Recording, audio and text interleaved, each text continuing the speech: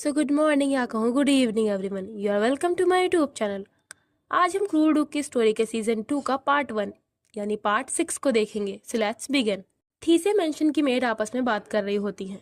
क्या मिस थीसे टहलने के लिए बाहर गई हैं? आजकल अक्सर वो ऐसे सफर पर जा रही हैं और इधर थीसे स्टेट का मौसम भी काफी सुहावना हो रहा है। एक मेड कहती है उनके बाहर जाने के लिए अच्छा मौसम ही इकलौती वजह नहीं है। जब भी वो अकेले बाहर जाती हैं तो वो हमेशा ड्यूक थीसे के साथ में घर लौटती हैं। वो दोनों एक दूसरे के काफी क्लोज आ गए हैं। मुझे वो दिन याद है जब लेडी क्लोए यहाँ पर आई थी। तब उन दोनों का रिलेशनशिप ज्यादा बेहतर नहीं था। ये इतना सरप्राइजिंग नहीं है क्योंकि उस वक्त ड्यूक थीसे और मार्चेलोनेस इजाबेला के बीच लव अफेयर्स के बारे में अफवाहें फैल रही थी। और ये बताने की तो जरूरत है ही नहीं कि लेडी क्लोए के ऊपर इजाबेला को मार डालने का इल्जाम लगाया गया। दूसरी मेड बोलती है मेरे हिसाब से वो ड्यूक के प्यार में पड़ गई हैं जब उन्होंने अपनी पत्नी को सूली पर चढ़ने से बचा लिया था। ये वाकई बहुत रोमांटिक था। ऐसे तो कोई भी ड्यूक के प्यार में पड़ जाता। पहली मेड बोलती है नहीं, मुझे यकीन है ये सब उससे काफी पहले शुरू हुआ है। दूसरी मेड पूछती है तुम किस बारे में बात कर रही हो? पहली मेड बोलती है क्या तुम कम सुनती हो? मैं उन दोनों के प्यार में पड़ने के बारे में बात कर रही हूँ। वो दोनों जरूर इस घटना से पहले ही एक दूसरे के प्यार में पड़ गए होंगे। क्लोए और डैमियन पिकनिक पर आए हुए होते हैं। क्लोए कहती है योर ग्रेस, आप इतने जिद्दी क्यों हैं? डैमियन बोलता है मैं तो ऐसा ही हूँ। क्लोए बोलती है मैंने कल आपसे रिक्वेस्ट भी की थी कि आप मेरे पिकनिक पर आकर बाधा न डालें। डैमियन बोलता है क्या तुम्हारे मन में ये ख्याल नहीं आया कि तुम मेरी ड्यूटीज में बाधा डाल रही हो क्लोए? क्लोए कहती है नहीं, ऐसा बिल्कुल नहीं है। और मैं इसे कैसे कहूँ? योर ग्रेस, आप इतना जिद क्यों करते हैं? डैमियन बोलता है क्लोए क्या तुम ये सोच रही हो कि मैं सिर्फ वारिस पाना चाहता हूँ और कुछ भी नहीं? क्लोए कहती है खैर, एक उत्तराधिकारी को जन्म देना ये हमारा सबसे जरूरी फर्ज में से एक है। डैमियन कहता है और मैं ये बात साफ कर देना चाहता हूँ कि मैं ऐसे कामों में शामिल होने के लिए चाह नहीं रखता जिनका कोई खास मकसद ना हो। मैं केवल तुम्हारे साथ अच्छा वक्त बिताना चाहता हूँ माई वाइफ। और चाहे हमारा मकसद कुछ भी हो, हमारी कोशिश बेहतर होनी चाहिए, है ना? क्लोए डैमियन के करीब होती है। तभी उसे झाड़ियों में से किसी की आहट सुनाई देती है। वो कहती है मुझे लगता है वहाँ कोई है। डैमियन बोलता है कोई फर्क नहीं पड़ता, उधर ध्यान मत दो क्लोए। जब तुम मेरे साथ में हो और तब भी जब तुम मेरे साथ में नहीं हो, मैं आशा करता हूँ कि तुम्हारा पूरा ध्यान मुझ पर रहेगा। वैसे अगर कोई क्लोए से पूछे कि वो अपने हस्बैंड की कौन सी क्वालिटी को सबसे ज्यादा पसंद करती है तो इसका जवाब देने के लिए वो एक पल के लिए रुक जाती है। उसकी मेड की यही सवाल पूछने पर क्लोए बोलती है शायद ड्यूक की यूनिक प्लानिंग स्किल। वो हमेशा मुझे अपनी जगह के बारे में बता देते हैं और अगर कुछ भी होता है तो वो तुरंत ही मुझे इन्फॉर्म कर देते हैं। मेड बोलती है माई लेडी, सच में आप ये नहीं कह सकती कि यही ड्यूक की सबसे बड़ी ताकत है? क्लोए बोलती है मैं इसके अलावा कुछ और नहीं सोच सकती। वो मन में कहती है अगर तुम्हें ड्यूक की कमियों के बारे में जानना है तो मैं आसानी से उनकी 10 कमियों को कायदे से बता सकती हूँ। मेड पूछती है माई लेडी, जब आप ड्यूक की आंखों में खुद के लिए पैशन देखती हैं तो क्या तब भी आपका दिल नहीं पिघलता? क्लोए चाय पीते हुए बोलती है उनकी आंखें मुझे जमी हुई झीलों की याद दिलाती हैं। मेड कहती है पर हमारे ड्यूक शाही महल के लिए रवाना होने के केवल 5 दिनों बाद ही यहाँ वापस लौट आए, वो भी सिर्फ अपनी प्यारी पत्नी से मिलने के लिए। क्लोए कहती है शायद वहाँ उनके काम जल्दी ही खत्म हो गए होंगे। मेड आँख भरकर कहती है माई लेडी, हो सकता है कि वो एक पल के लिए भी आपसे अलग नहीं रह सकते। क्या आप जानती हैं इसे क्या कहते हैं? इसे ही प्यार कहते हैं। लगता है आप इस बात से अनजान हैं। क्लोए डैमियन की शक्ल याद करके सोचती है क्या प्यार? पर यह नहीं हो सकता। ड्यूक थीसे कभी भी ऐसे इमोशंस नहीं फील कर सकते। मेड कहती है मुझे याद आया माई लेडी, क्या आपने एक खबर सुनी? मेड क्लोए को कुछ बताती है। ये सुनकर क्लोए के हाथ से चाय का कप गिर जाता है। वो शॉक्ड होकर पूछती है क्या? तुमने क्या कहा? मेड ने बताया होता है गिल्स ने इस्तीफा देने का फैसला किया है। ऐसा लगता है कि गिल्स को यहाँ रहना अनकंफर्टेबल लग रहा है। मुझे ये बताया गया कि वो आज शाम की ट्रेन पकड़कर यहाँ से चला जाएगा। ऐसा लगता है गिल्स जल्दी में है। ये खबर सुनते ही क्लोए दौड़ते हुए गिल्स के कमरे पर जाने लगती है। वो सोचती है गिल्स अचानक यहाँ से क्यों जा रहा है, आखिर हुआ क्या?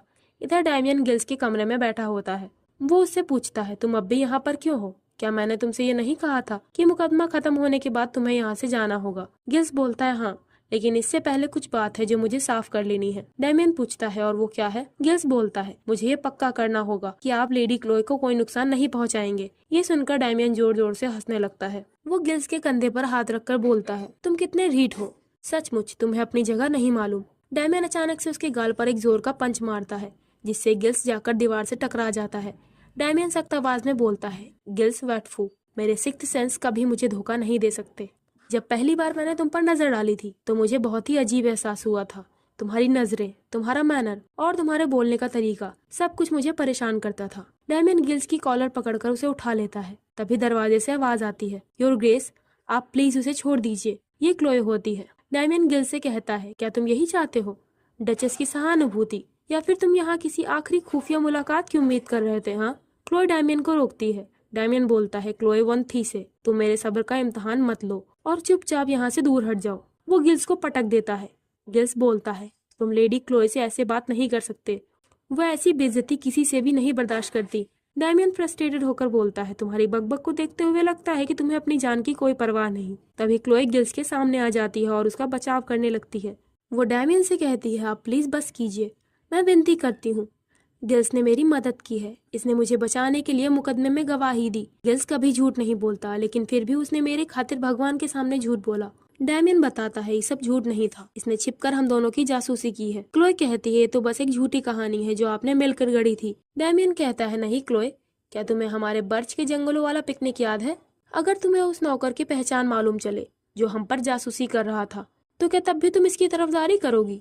क्लोए पूछती है, गिल्स, क्या तुम हमारी जासूसी कर रहे थे? गिल्स कांपती हुई आवाज में बोलता है, हाँ, पर मैं केवल। डैमियन बोलता है, मुझे डर है कि तुम अपनी वफादारी के झूठे मुखौटे के पीछे नहीं छिप पाओगे गिल्स। मेरे लिए तुम्हारे इरादे बिल्कुल पारदर्शी हैं। तुम्हारे जैसे लड़के दूसरों को ऊंचा मानने और उनकी पूजा करने के लिए बहुत जुनूनी होते हैं। वो हमेशा ऐसे ही प्यार की तलाश में रहते हैं जो सिर्फ उन्हें दुख पहुंचाए। लेकिन क्या तुम अपनी तड़प के पीछे छिपी गलती को पहचानते हो? तुम ऐसे प्यार की कल्पना कर रहे हो जो कभी पूरा नहीं होगा, क्योंकि क्लोए वन थी से पहले ही मेरी हो चुकी है। वो क्लोए को अपने साथ ले जाने लगता है। उन दोनों के जाने पर गिल्स बोलता है, ये तो हद से ज्यादा कमीना है, बल्कि ये ड्यूक तो खुद शैतान है। महल में आने पर क्लोए डैमियन से कहती है, योर ग्रेस, मैंने एक कसम खाई है कि मैं एक वफादार पत्नी बनूंगी। गिल्स मेरे लिए एक अच्छे दोस्त से ज्यादा कुछ भी नहीं है। हालांकि ये सच है कि उसने जो किया वो गलत था, लेकिन इसके लिए उसे बाहर निकालना ये सही नहीं। डैमियन बोलता है, क्लोए, तुम मेरे सामने किसी और आदमी का नाम मत लो। क्लोए बोलती है, इसके अलावा गिल्स एक बेहतरीन सर्वेंट है, उसी की बदौलत हम इस भयंकर ठंड को सह पाए। क्लोए पूछती है, तो फिर योर ग्रेस, आप मुझे बताइए कि आप मुझसे क्या चाहते हैं? वो डैमियन की ओर देखकर कहती है, आप मुझे अभी अकेला छोड़ दीजिए, इससे पहले कि मैं आपको और ज्यादा गिरा हुआ सोचने लगूं। आप यहाँ से चले जाइए। डैमियन वहाँ से चला जाता है। क्लोए सोचती है, आखिर वो ऐसे क्यों है? उस मेड ने कहा था प्यार, हाँ, आप किसी ऐसे इंसान के सामने ऐसा बर्ताव नहीं करेंगे जिसे आप प्यार करते हैं। क्लोए, तुम भला उनसे क्या आशा कर रही थी? ये ड्यूक डैमियन किसी से भी सच्चा और पवित्र प्यार करने के काबिल नहीं है। रात के समय डैमियन क्लोए के कमरे में आता है। वो उसके बाल को टच करते हुए बोलता है, क्लोए वन थी से, एक डचेस होने के तौर पर तुम्हारी रिस्पेक्ट बनाए रखने के लिए मैंने तुम्हें अकेले छोड़ने का डिसाइड किया था, पर मैं तुमसे नाराज हूँ। मैं तुम्हें सलाह देता हूँ कि अगर तुम जानती हो कि तुम्हारे लिए क्या अच्छा है, तो आगे कभी भी भविष्य में तुम किसी दूसरे आदमी की साइड मत लेना। इसने पूरी तरह से मेरा मूड खराब कर दिया है। चलो अब मैं चलता हूँ। Good night my wife. Chloe blush करने लगती है। वो सोचती है, ये क्या था? अब कुछ दिनों बाद क्लोए डैमियन के रूम में आते हुए कहती है, योर ग्रेस, मुझे ये नहीं पता था कि एक डचेस का फर्ज क्या है, तो क्या इसमें आपके नौकरों के काम भी शामिल है? डैमियन बोलता है, मेरे अटेंडेंट को जुकाम है, और तुम ही सोचो, मैं भला एक बीमार इंसान को अपने पास कैसे आने दूं? अगर मैं भी बीमार हो गया तो क्या होगा? क्लोए बोलती है, अगर आप एक दिन शेव नहीं करेंगे तो इससे आपके बेदाग चेहरे पर कोई बुरा असर नहीं पड़ेगा। डैमियन मुस्कुराकर कहता है, तुम्हारी मुंह से अपनी तारीफ सुने हुए काफी वक्त गुजर गया था। वो उसकी ओर देखकर बोलता है, क्लोए, मुझे भूख लगी है, तुम जल्दी अपना काम शुरू करो। क्लोए का दिमाग खराब हो रहा होता है, पर आखिर में वो डैमियन की बियर्ड शेव करने लगती है। डैमियन बोलता है, तुम इस काम में काफी अच्छी हो क्लोए। क्लोए कहती है, मैंने आपको बोलने से मना किया है। डैमियन बोलता है, वैसे ऐसा कोई काम नहीं जिसमें मेरी पत्नी माहिर ना हो। क्लोए कहती है, जब आप शीशे में खुद को देखेंगे तो आप निराश हो जाएंगे। मैंने सब कुछ गड़बड़ कर दिया है। डैमियन बोलता है, तुम मुझे अच्छी लगती हो जब तुम मैनर में ना हो क्लोए। क्लोए डैमियन के गले पर छुरी रखकर बोलती है, वैसे मुझे मैनर्स में ना होना पसंद नहीं। वो अपने हाथ पोंछते हुए कहती है, आप हमेशा इस बात पर जोर देते हैं कि मैं अपना फर्ज अच्छे से निभाऊं, फिर भी आप कह रहे हैं कि आपको ये पसंद है जब मैं चीजों को गड़बड़ कर देती हूँ। सच में मैं नहीं जान पा रही कि आप क्या चाहते हैं। डैमियन बोलता है, मैं क्या चाहता हूँ? हाँ क्लोए, तुम्हारी असली पहचान को मेरे और सिर्फ मेरे सामने टुकड़े टुकड़े होते देखना। मैं चाहता हूँ कि तुम मेरे काम में हर चीज की परवाह करो और इसमें बेवकूफी भरी गलतियाँ करो। मैं चाहता हूँ कि मैं तुम्हें गले लगा लूँ चाहे जो कुछ हो जाए। क्लोए कहती है, योर ग्रेस, क्या आप परमिशन दे तो मैं आपसे कुछ पूछना चाहती हूँ। डैमियन बोलता है, हाँ पूछो। क्लोए बोलती है, मैं जानना चाहती हूँ, क्या तुम मुझसे प्यार करते हो डैमियन? ये सवाल सुनकर डैमियन सरप्राइज हो जाता है। वो कहता है, क्या तुम ये चाहती हो कि मैं तुम्हारे कानों के पास आकर बोलूं कि मैं तुमसे प्यार करता हूँ? क्लोए बोलती है, अगर आपके दुश्मनी भरे काम मेरी और प्यार की वजह से थे तो मैं आपको माफ करने की कोशिश करूंगी। डैमियन बोलता है, क्या माफी? तो क्लोए, मैं तुम्हें निराश करने के लिए माफी चाहता हूँ, पर मुझे तुम्हारी माफी की कोई जरूरत नहीं है। क्लोए बोलती है, योर ग्रेस, अगर मैं किसी को माफ नहीं कर सकती तो मैं उससे प्यार भी नहीं कर सकती। डैमियन पूछता है, तुम्हारे कहने का क्या मतलब है? क्लोए कहती है, पहले आप मेरे सवाल का जवाब दीजिए। मैं केवल यही कह रही हूँ कि आप मेरे साथ ईमानदार रहें। डैमियन क्लोए के गालों पर हाथ रखकर कहता है, इस पल मैंने तुम्हें पहली बार देखा। मैं तुम्हें पकड़ना चाहता था। अगर तुम्हें अपना बनाने की चाहत को प्यार कहा जा सकता है तो मैं काफी लंबे वक्त से तुम्हारे प्यार में हूँ। मैं हजारों बार कह सकता हूँ, मैं तुमसे प्यार करता हूँ लेडी क्लोए वर्डियर। ये सुनकर क्लोए बोलती है, मुझे लगता है अब सब ठीक है। डैमियन पूछता है, तुम्हारा क्या मतलब है? क्लोए बोलती है, आपका मुझे मैनर के बगैर मेरी असली पहचान देखना, ये सही है। डैमियन बोलता है, ये जानकर मैं एक्साइटेड हूँ। वो सोचता है, मैंने तुम्हें क्लोए वन थीसे में बदलने के लिए जो कुछ भी किया, वो सारे धोखे भरे काम वसंत आने से गायब होते नजर आ रहे हैं। क्लोए सोचती है, जब मुझे ड्यूक के सच्चे इमोशन का एहसास हुआ, जिसकी मुझे ये उम्मीद नहीं थी कि वो प्यार बन जाएगा, मेरा दिल पिघलने लगा। इधर गिल्स वापस जाने के लिए स्टेशन पर होता है। तभी वहाँ पर लॉर्ड वेइस आते हैं। गिल्स उन्हें ग्रीट करता है। वेइस पूछता है, तुम्हारा नाम गिल्स है ना? और तुम कहाँ जा रहे हो? गिल्स बताता है, मैंने नई नौकरी ढूंढने के लिए इस घर को छोड़ने का फैसला किया है। यहाँ कुछ बदकिस्मती भरी घटनाएं भी हुई हैं। लॉर्ड वेइस बोलता है, काफी दुख की बात है। फिर भी ये मानते हुए कि ड्यूक थीसे पर तुमने एक बड़ा एहसान किया है, उन्होंने जरूर तुम्हें कोई सिफारिश लेटर देकर विदा किया होगा, है ना? मुझे इस बात पर यकीन है कि वो तुम्हारी ओर बहुत आभारी होंगे। गिल्स बोलता है, क्या सच में आप ऐसा सोचते हैं? वेइस बोलता है, हाँ बेशक, आखिर वो अपनी डचेस से बड़े लंबे समय से प्यार करते आ रहे हैं और उन्होंने अपनी डचेस की जान बचाने के लिए बड़ी भूमिका निभाई है। वैसे मुझे ये नहीं पता कि ड्यूक डचेस से बहुत लंबे वक्त से प्यार करते आ रहे थे। गिल्स बोलता है, लेकिन उन दोनों की शादी काफी जल्दबाजी में हुई, तो फिर ये कैसे? वेइस बोलता है, तुम चिंता ना करो बच्चे, ड्यूक उन लोगों में से नहीं जो शादी जैसे सीरियस मुद्दे को स्पीड से आगे बढ़ाएं। उन्होंने इस शादी को प्लान करने में पूरे 2 साल लगाए हैं। वैसे मुझे याद आया, गिल्स, अगर तुम्हें ड्यूक थीसे से कोई सिफारिश लेटर नहीं मिला है तो तुम किसी मठ में काम करने के बारे में क्या सोचते हो? मुझे आशा है कि इससे कम से कम तुम्हें अपनी परेशानियों से तो राहत मिलेगी। गिल्स सोचता है, शायद इस आदमी से मेरे शक का हल मिल जाएगा। वो बोलता है, इस प्रपोजल के लिए आपका शुक्रिया, पर लॉर्ड वेइस बोलता है, क्या कुछ परेशानी है? गिल्स बताता है, ये समझना काफी मुश्किल लगता है कि आखिर ड्यूक थीसे ने लेडी क्लोए को इस कत्ल के इल्जाम में क्यों फंसाया और उन्हें इतने दुख क्यों झेलना पड़ा। तो इसीलिए मैं ड्यूक से रिलेटेड किसी भी जगह पर काम करने से बचना चाहता हूँ। लॉर्ड वेइस हिचकिचाकर पूछता है, तुम्हें इस बारे में कैसे पता चला? गिल सोचता है, यानी मेरा शक सही था। वो बोलता है, ये तो सिर्फ मेरा शक था, लेकिन अभी अभी तुमने इसे साफ कर दिया कि यह हकीकत है। वो सोचता है, आखिर ये ड्यूक लेडी क्लोए के साथ क्या करना चाहता है? तो यहाँ हमें पता चलता है कि गिल्स को भी इस बात के बारे में पता चल जाता है कि ये सब क्लोए को अपने जाल में फंसाने के लिए ड्यूक थीसे की एक साजिश थी। गिल्स बोलता है, क्या आप अब भी मुझे काम देने को तैयार है लॉर्ड? लॉर्ड वेइस सोचता है, मैं इसके जाल में फंस गया, लेकिन अगर ड्यूक को इस बारे में पता चल गया तो जरूर मुसीबत खड़ी हो जाएगी। ये देखते हुए कि ये लड़का इजाबेला के कत्ल के बारे में सच्चाई जानता है, तो समझदारी इसी में होगी कि मैं उसे ऐसी जगह पर ना ले जाऊं जहां मैं इस पर नजर न रख सकूं। मुझे इसे अपने पास में ही रखना चाहिए। वो गिल से कहता है, हाँ मैं अब भी तैयार हूँ, क्या तुम मेरे साथ आओगे? इधर क्लोए स्ट्रीट पर होती है। वो अपने हाथ में लिए लिफाफे को देखकर सोचती है, मैंने काफी समय बाद डैड को लेटर लिखा। मुझे साउथ के पोस्ट ऑफिस से लेटर मिल रहे थे, इसीलिए मैंने वहाँ भी एक लेटर भेज दिया। हो सकता है कि वो एलिस हो, मगर मेरे पास उसका सटीक एड्रेस नहीं है। मुझे आशा है कि ये लेटर उस तक पहुँच जाएगा। वैसे थीसे स्टेट काफी खूबसूरत जगह है। वसंत के मौसम में ये जगह बिल्कुल बदल जाती है। जब मैं पहली बार थीसे स्टेट आई थी तो ऐसा लगा कि मानो सर्दियाँ कभी खत्म ही नहीं होंगी, और मैंने ये कभी नहीं सोचा था कि मैं इस जगह से प्यार करने लगूंगी। अब यहाँ पर मुझे वर्डियर स्टेट जैसा ही सुकून मिलने लगा है। तभी पीछे से कोई उसकी कमर पर हाथ रखता है। क्लोए चौंक कर पीछे देखने लगती है। ये डैमियन होता है। वो बोलता है, मेरी प्यारी वाइफ, ये दोपहर सुकून भरी रही है ना? क्लोए पूछती है, आपने कहा था कि आप बिजी हैं। डैमियन बोलता है, मैंने मीटिंग जल्दी खत्म कर दी। मैं अपने काम को मुझे दूर रखने की परमिशन नहीं दे सकता जब मेरी पत्नी बाहर अकेली टहल रही हो। क्लोए ब्लश करने लगती है। डैमियन उसे टीज करते हुए कहता है, अरे क्लोए, तुम्हारा चेहरा तो लाल हो गया। क्लोए बोलती है, आज बहुत ज्यादा गर्मी है योर ग्रेस। डैमियन पूछता है, वैसे तुम्हारे हाथ में क्या है? क्लोए उसे अपने पीछे छिपाकर कहती है, नहीं कुछ भी तो नहीं, मैं आपको बताती हूँ, ये बिल्कुल भी इंटरेस्टिंग नहीं है। क्लोए सोचती है, मैं इन्हें ये कभी नहीं देखने दे सकती। तो इस लिफाफे में स्टैम्प होते हैं जिसमें ड्यूक थीसे की फोटोज का भी स्टैम्प होता है। वो बोलती है, इस लिफाफे में सिर्फ थीसे स्टेट की स्ट्रॉबेरीज की टिकट है। ये मुझे अट्रैक्टिव लगा। वैसे एक डचेस होने के तौर पर मेरे लिए ऐसे मामलों में इंटरेस्ट लेना साधारण है। डैमियन कहता है, क्या है स्ट्रॉबेरी?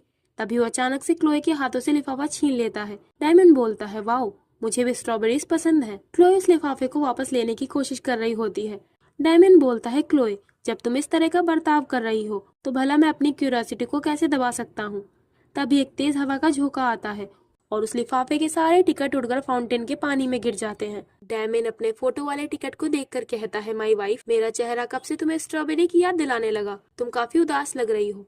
क्लोए बोलती है, जिस चीज को खरीदने के लिए आपने पैसे दिए होते हैं, जाहिर सी बात है उसके खो जाने पर आपको उदासी महसूस होगी, है ना।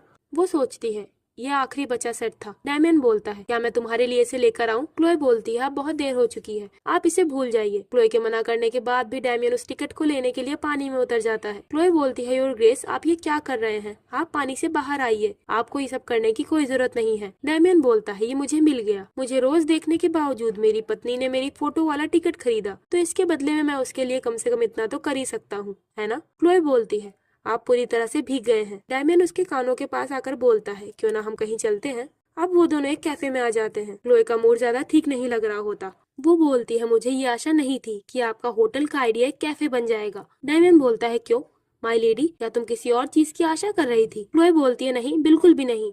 डैमियन बताता है, मैं बाहर आया हूँ क्योंकि मुझे पोस्ट ऑफिस में एक जरूरी टेलीग्राम भेजना था। क्लोए पूछती है, टेलीग्राम? डैमियन बोलता है, क्या तुमने वो न्यूज नहीं सुनी? क्लोए को नहीं पता होता कि डैमियन किस न्यूज के बारे में बात कर रहा है। डैमियन बोलता है, क्लोए, ये तुम्हारे डैड से रिलेटेड है। क्या तुम्हें वो जंगल याद है जहाँ हम पहली बार मिले थे? ये वही जंगल था जो मैंने शादी के बाद तुम्हारे डैड से मांगा था। तुम्हें तो पता ही होगा कि उस जंगल में सोने की खदान खोजी गई है। इसी के चलते वर्डियर स्टेट में काफी खुशियाँ हैं। हालांकि जब हमारी शादी हुई तो वो जंगल मेरे कब्जे में आ गए थे और लॉर्ड वर्डियर को इस सोने की खदान से कोई फायदा नहीं मिलेगा। फिर भी उन्होंने मेरे सामने इस मामले का जिक्र तक नहीं किया।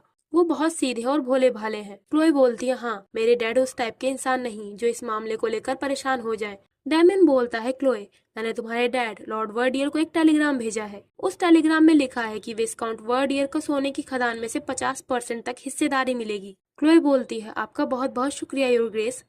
डैमियन बोलता है, तो इसी बात पर तुम मुझे इस केक का एक टुकड़ा आधा चम्मच बटर क्रीम के साथ में खिलाओ। क्लोए डैमियन को केक खिला देती है। डैमियन बोलता है, ये डैमियन स्पेशल है। केक का स्वाद लेने का सही तरीका यही है। वैसे इस टेलीग्राम के फैसले को मेरी माँ कभी भी बर्दाश्त नहीं करेंगी। डैमियन क्लोए की ओर देखकर कहता है, क्लोए, तुम रो क्यों रही हो? क्लोए अपने आंसू पोंछते हुए बोलती है, माफ कीजिएगा, ये तो बस। डैमियन बोलता है, तुम काफी अजीब दिख रही हो, लाओ मुझे अपना चेहरा दिखाओ। क्लोए कहती है, नहीं, आप मुझे टीज करेंगे। डैमियन कहता है, ऐसा कुछ नहीं है। वो पूछता है, माई वाइफ, तुम रो क्यों रही थी? क्लोए बताती है, ये खुशी के आंसू थे। डैमियन बोलता है, मुझे लगता है कि ये शब्द मुझे अपने कमरे में सुनने को मिलेंगे। वैसे अब मैं जानना चाहता हूँ कि अगर मैंने तुम्हारे पिता को अपना पूरा घर ही दे दिया होता तो फिर तुम्हारा रिएक्शन कैसा होता? क्लोए बोलती है, मुझे माफ कीजिएगा योर ग्रेस, मेरा ये मतलब नहीं था। मैं आपकी बहुत आभारी हूँ। मैं नहीं जानती कि मैं आपका ये एहसान कैसे चुकाऊंगी। डैमियन बोलता है, क्या सच में तुम मुझसे इतना प्यार करती हो क्लोए? अब शाम होने पर वो दोनों कैफे से बाहर आ जाते हैं। क्लोए पूछती है, क्या आप अपने डैमियन स्पेशल केक के बारे में और जानना चाहेंगे? डैमियन बोलता है, नहीं, अब मुझे इसकी जरूरत नहीं। अब मुझे कुछ ऐसा मिल गया है जो उससे भी ज्यादा अच्छा लगता है। क्या तुम जानना चाहोगी ये क्या है? तो ये तुम्हारे स्वीट कॉम्प्लीमेंट्स हैं क्लोए। क्लोए कहती है, योर ग्रेस, क्या आपको पता है जो लोग इस थीसे ब्रिज पर किस शेयर करते हैं वो कभी भी एक दूसरे को नहीं छोड़ते। क्लोए डैमियन को किस कर लेती है। अब कुछ दिनों के बाद डैमियन, क्लोए और लॉर्ड वेइस राजा के महल की एक पार्टी में पहुंचते हैं। लॉर्ड वेइस क्लोए से कहते हैं, क्या आप म्यूजिक के बारे में भी जानती हैं माई लेडी? क्लोए बताती है, हाँ, जब मैं वर्डियर स्टेट में थी तो मैं अक्सर पियानो बजाया करती थी। लॉर्ड वेइस बोलते हैं, सच में? अब तो मैं काफी ज्यादा एक्साइटेड हूँ। डैमियन बोलता है, बस हो गया लॉर्ड वेइस, अब आप मेरी पत्नी को और तंग मत कीजिए। तभी वहाँ पर क्राउन प्रिंस और डैमियन का कजन जोहानिस आता है। वो बोलता है, काफी समय हो गया मेरे प्यारे भाई डैमियन। क्लोए और लॉर्ड वेइस खड़े होकर जोहानिस को ग्रीट करते हैं पर डैमियन बैठा ही रहता है। जोहानिस क्लोए को शादी की बधाई देता है। क्लोए बोलती है, शाही परिवार से बधाई पाकर मैं काफी खुश हुई। डैमियन क्लोए का हाथ पकड़कर बोलता है, अगर तुम उसे ग्रीट कर चुकी हो तब बैठ जाओ, तुम्हारे पैर जरूर थक गए होंगे क्लोए। क्लोए कहती है, नहीं, ऐसी कोई बात नहीं है योर ग्रेस। ये देखकर जोहानिस बोलता है, मैं तो तुम्हें पहचान ही नहीं पाया डैमियन, तुम अपनी शादी के बाद काफी बदले हुए नजर आ रहे हो। मुझे तुमसे ये उम्मीद नहीं थी कि तुम इतने वफादार और लविंग हस्बैंड बनोगे। जहाँ तक मैं याद करता हूँ, जब तुम मार्चिलोनस इजाबेला के साथ थे तब तुम ऐसे बिल्कुल भी नहीं थे। डैमियन बोलता है, हाँ, शादी कई सारे बदलाव ले आती है, हालांकि तुम जैसे कुंवारे लड़कों के लिए इसका बखान करना मुश्किल हो सकता है। जोहानिस बोलता है, मुझे तुमसे जलन हो रही है। मुझे शादीशुदा जिंदगी के बारे में बताने के लिए तुम मेरे महल में आते रहना। वैसे क्यों ना तुम डचेस क्लोए को मेरे महल में ही भेज दो। इधर हाल ही में हम एक लेडी इन वेटिंग को चुनने की तैयारी कर रहे हैं। क्लोए सोचती है यहाँ का माहौल काफी तनाव भरा लग रहा है। जोहानिस की बात सुनकर डैमियन खड़ा हो जाता है। जोहानिस बोलता है, क्या हुआ? ये तो सिर्फ एक मजाक था डैमियन। क्या तुम सच में ये सोचते हो कि मैं तुम्हारे और तुम्हारी पत्नी के साथ ऐसा कुछ करूंगा? आखिरकार तुम मेरे सबसे प्यारे कजन और सबसे वफादार साथी हो। डैमियन बोलता है, तुम ये क्या बकवास कर रहे हो जोहानिस? मैं तुम्हें सलाह देता हूँ कि तुम अपना ये गंदा मुंह बंद करके रखो, इससे पहले कि मैं तुम्हारी गर्दन मरोड़ दूं। जोहानिस गुस्से से कहता है, तुम्हारी हिम्मत भी कैसे हुई ये कहने की? तभी डैमियन बोलता है, योर हाइनेस, मजाक ऐसे किया जाता है, समझे? अब डैमियन और लॉर्ड वेइस साथ में होते हैं। लॉर्ड वेइस पूछता है, योर ग्रेस, लेडी क्लोई कहाँ है? डैमियन बताता है, मैंने उन्हें स्टेशन भिजवा दिया। अच्छा, तो क्या तुमने थिएटर के अंदर 3 असैसिन्स को देखा है? वेइस बताता है, जी हाँ, वहाँ 3 असैसिन्स थे और ये बात तो साफ है कि उन्हें शाही परिवार नहीं भेजा है। डैमियन बोलता है, ये निराशा का साइन है। आज प्रिंस की पब्लिक प्रेजेंस के पीछे कोई ना कोई एजेंडा जरूर था। वेइस बोलता है, उसके इरादों का अंदाजा लगाना मुश्किल नहीं है। डैमियन बोलता है, शायद वो मुझे ये दिखाना चाहता है कि वो सेहतमंद और खुशहाल है। मैंने सुना है कि राजा की तबीयत दिन पर दिन खराब होती जा रही है, तो जोहानिस जरूर इसको लेकर काफी परेशान होगा। वेइस पूछता है, योर ग्रेस, क्या आप कुछ समय के लिए यहीं पर महल में रहने का प्लान कर रहे हैं? डैमियन बोलता है, नहीं, मैं अभी यहाँ से वापस निकलूंगा। वेइस बोलता है, योर ग्रेस, अगर आपका वापस जाना जरूरी नहीं है तो क्या यहाँ पर नजर रखना बेहतर नहीं रहेगा? आज प्रिंस जोहानिस जिस तरह से पेश आ रहे थे उसे देखकर लगता है। तभी डैमियन बोलता है, नहीं, मैं यहाँ नहीं रुक सकता। थीसे में समर फेस्टिवल जल्द ही शुरू होने वाला है। मेरी वाइफ को फेस्टिवल के इवेंट में सबसे अच्छी स्ट्रॉबेरीज को चुनना है। लॉर्ड वेइस ये बात सुनकर हैरान रह जाता है। वो बोलता है, योर ग्रेस, क्या आपने अभी स्ट्रॉबेरीज कहा या फिर मेरे कान बज रहे हैं? इधर क्लोई स्टेशन की एक बेंच पर बैठी होती है। डैमियन ने उससे कहा था कि तुम जाकर स्टेशन पर मेरा इंतजार करो, मुझे यहाँ कुछ इम्पोर्टेंट काम को देखना है। अगर मैं टाइम पर स्टेशन पर नहीं आया तो तुम मेरे बगैर ही थीसे की ट्रेन पर बैठ जाना। क्लोई सोचती है, आज के हालात काफी तनाव भरे थे। मार्चेलोनेस इजाबेला के साथ हुई घटना के कारण शाही परिवार के साथ ड्यूक के रिश्ते पहले से ही खराब हो चुके थे। शायद मुझे उनके साथ में वहीं रुक जाना चाहिए था। स्टेशन मास्टर बोलता है, योर ग्रेस, क्या ड्यूक अभी तक नहीं पहुंचे? क्लोई बोलती है, माफ कीजिएगा, उन्होंने मुझसे कहा था कि वो टाइम से पहुंच जाएंगे। वो सोचती है, ड्यूक आखिर कहाँ रह गए? क्लोई के इंतजार करते करते रात के 12 बज जाते हैं। वो अभी भी वहाँ स्टेशन पर बैठी होती है। तभी वहाँ डैमियन आता है। वो हाफते हुए कहता है, तुम यहाँ क्या कर रही हो और तुम अभी तक थीसे के लिए क्यों नहीं निकली? क्लोई बताती है, मैं आपका इंतजार कर रही थी, ट्रेन भी चली गई है, मैं सिर्फ आपके लिए दूसरे मुसाफिरों को नहीं परेशान करना चाहती थी। डैमियन बोलता है, यही तो एक नोबल होने का फायदा है। क्या तुम्हें यह नहीं मालूम था? तुम यहाँ अकेले अंधेरे में होने वाले खतरों को आगाह करते हुए मेरा इंतजार कर रही थी। तुम आखिर क्या सोच रही थी क्लोई? क्लोई बताती है, मुझे तुम्हारी चिंता थी डैमियन, इसीलिए मैं तुम्हारा इंतजार कर रही थी। मैं इतनी भी निर्दयी नहीं हूँ कि मैं प्रिंस के साथ हुई कड़वी मुलाकात के बाद अपने पति को अकेले ही पीछे छोड़ने का दुख झेल पाती। डैमियन बोलता है, क्लोए, थीसे जाने वाली आखिरी ट्रेन जा चुकी है, लेकिन वर्डियर स्टेट जाने के लिए जल्द ही एक ट्रेन यहाँ आएगी। क्योंकि आज रात थीसे लौटने के लिए काफी देर हो चुकी है, तो मैं सोच रहा था कि तुम अपने घर जाकर थोड़ा घूम लो। क्लोए सोचती है, ये कहना कि मैं परेशान था क्योंकि तुम अंधेरे में अकेले थी। मैं गुस्सा होने के लिए माफी चाहता हूँ। मेरा इंतजार करने के लिए शुक्रिया क्लोए। ड्यूक, आप ऐसे इमोशन भरे शब्द नहीं कह पाते, लेकिन मैं आपके इमोशन को एक्सप्रेस करने के इस तरीके से बहुत इम्प्रेस हो गई। वो डैमियन को गले लगाकर बोलती है, हाँ डैमियन, मैं जाना चाहूंगी। अब डैमियन और क्लोए वर्डियर स्टेट चले जाते हैं। देन कुछ वक्त बाद क्लोए के डैड क्लोए को लेटर लिख रहे होते हैं। मेरी प्यारी बेटी क्लोए, तुम्हारा थीसे स्टेट तक का सफर कैसा रहा? जब मैंने तुम्हें ड्यूक थीसे के साथ गाड़ी पर चढ़ते देखा तो मैं अपनी खुशी के आंसू बहने से खुद को रोक नहीं पाया। तुम्हारा यहाँ अचानक स्वागत करके और तुम्हें इतना खुश देखकर ऐसा लगा जैसे मुझे सबसे शानदार प्रेजेंट मिल गया हो। और तुम हैरान मत होना, लेकिन तुम्हारी नटखट बहन ने मुझे एक तस्वीर भेजी है। हम जल्द ही एक साथ इकट्ठा होंगे। मैंने सुना है कि थीसे स्टेट में जल्द ही समर फेस्टिवल मनाया जाएगा। हर दिन को एक त्योहार की तरह जीना वाकई शानदार है। मैं आशा करता हूँ कि तुम्हारी खुशी ऐसे ही बरकरार रहेगी। आई लव यू मेरी बच्ची, तुम्हारा पिता थॉमस वर्डियर।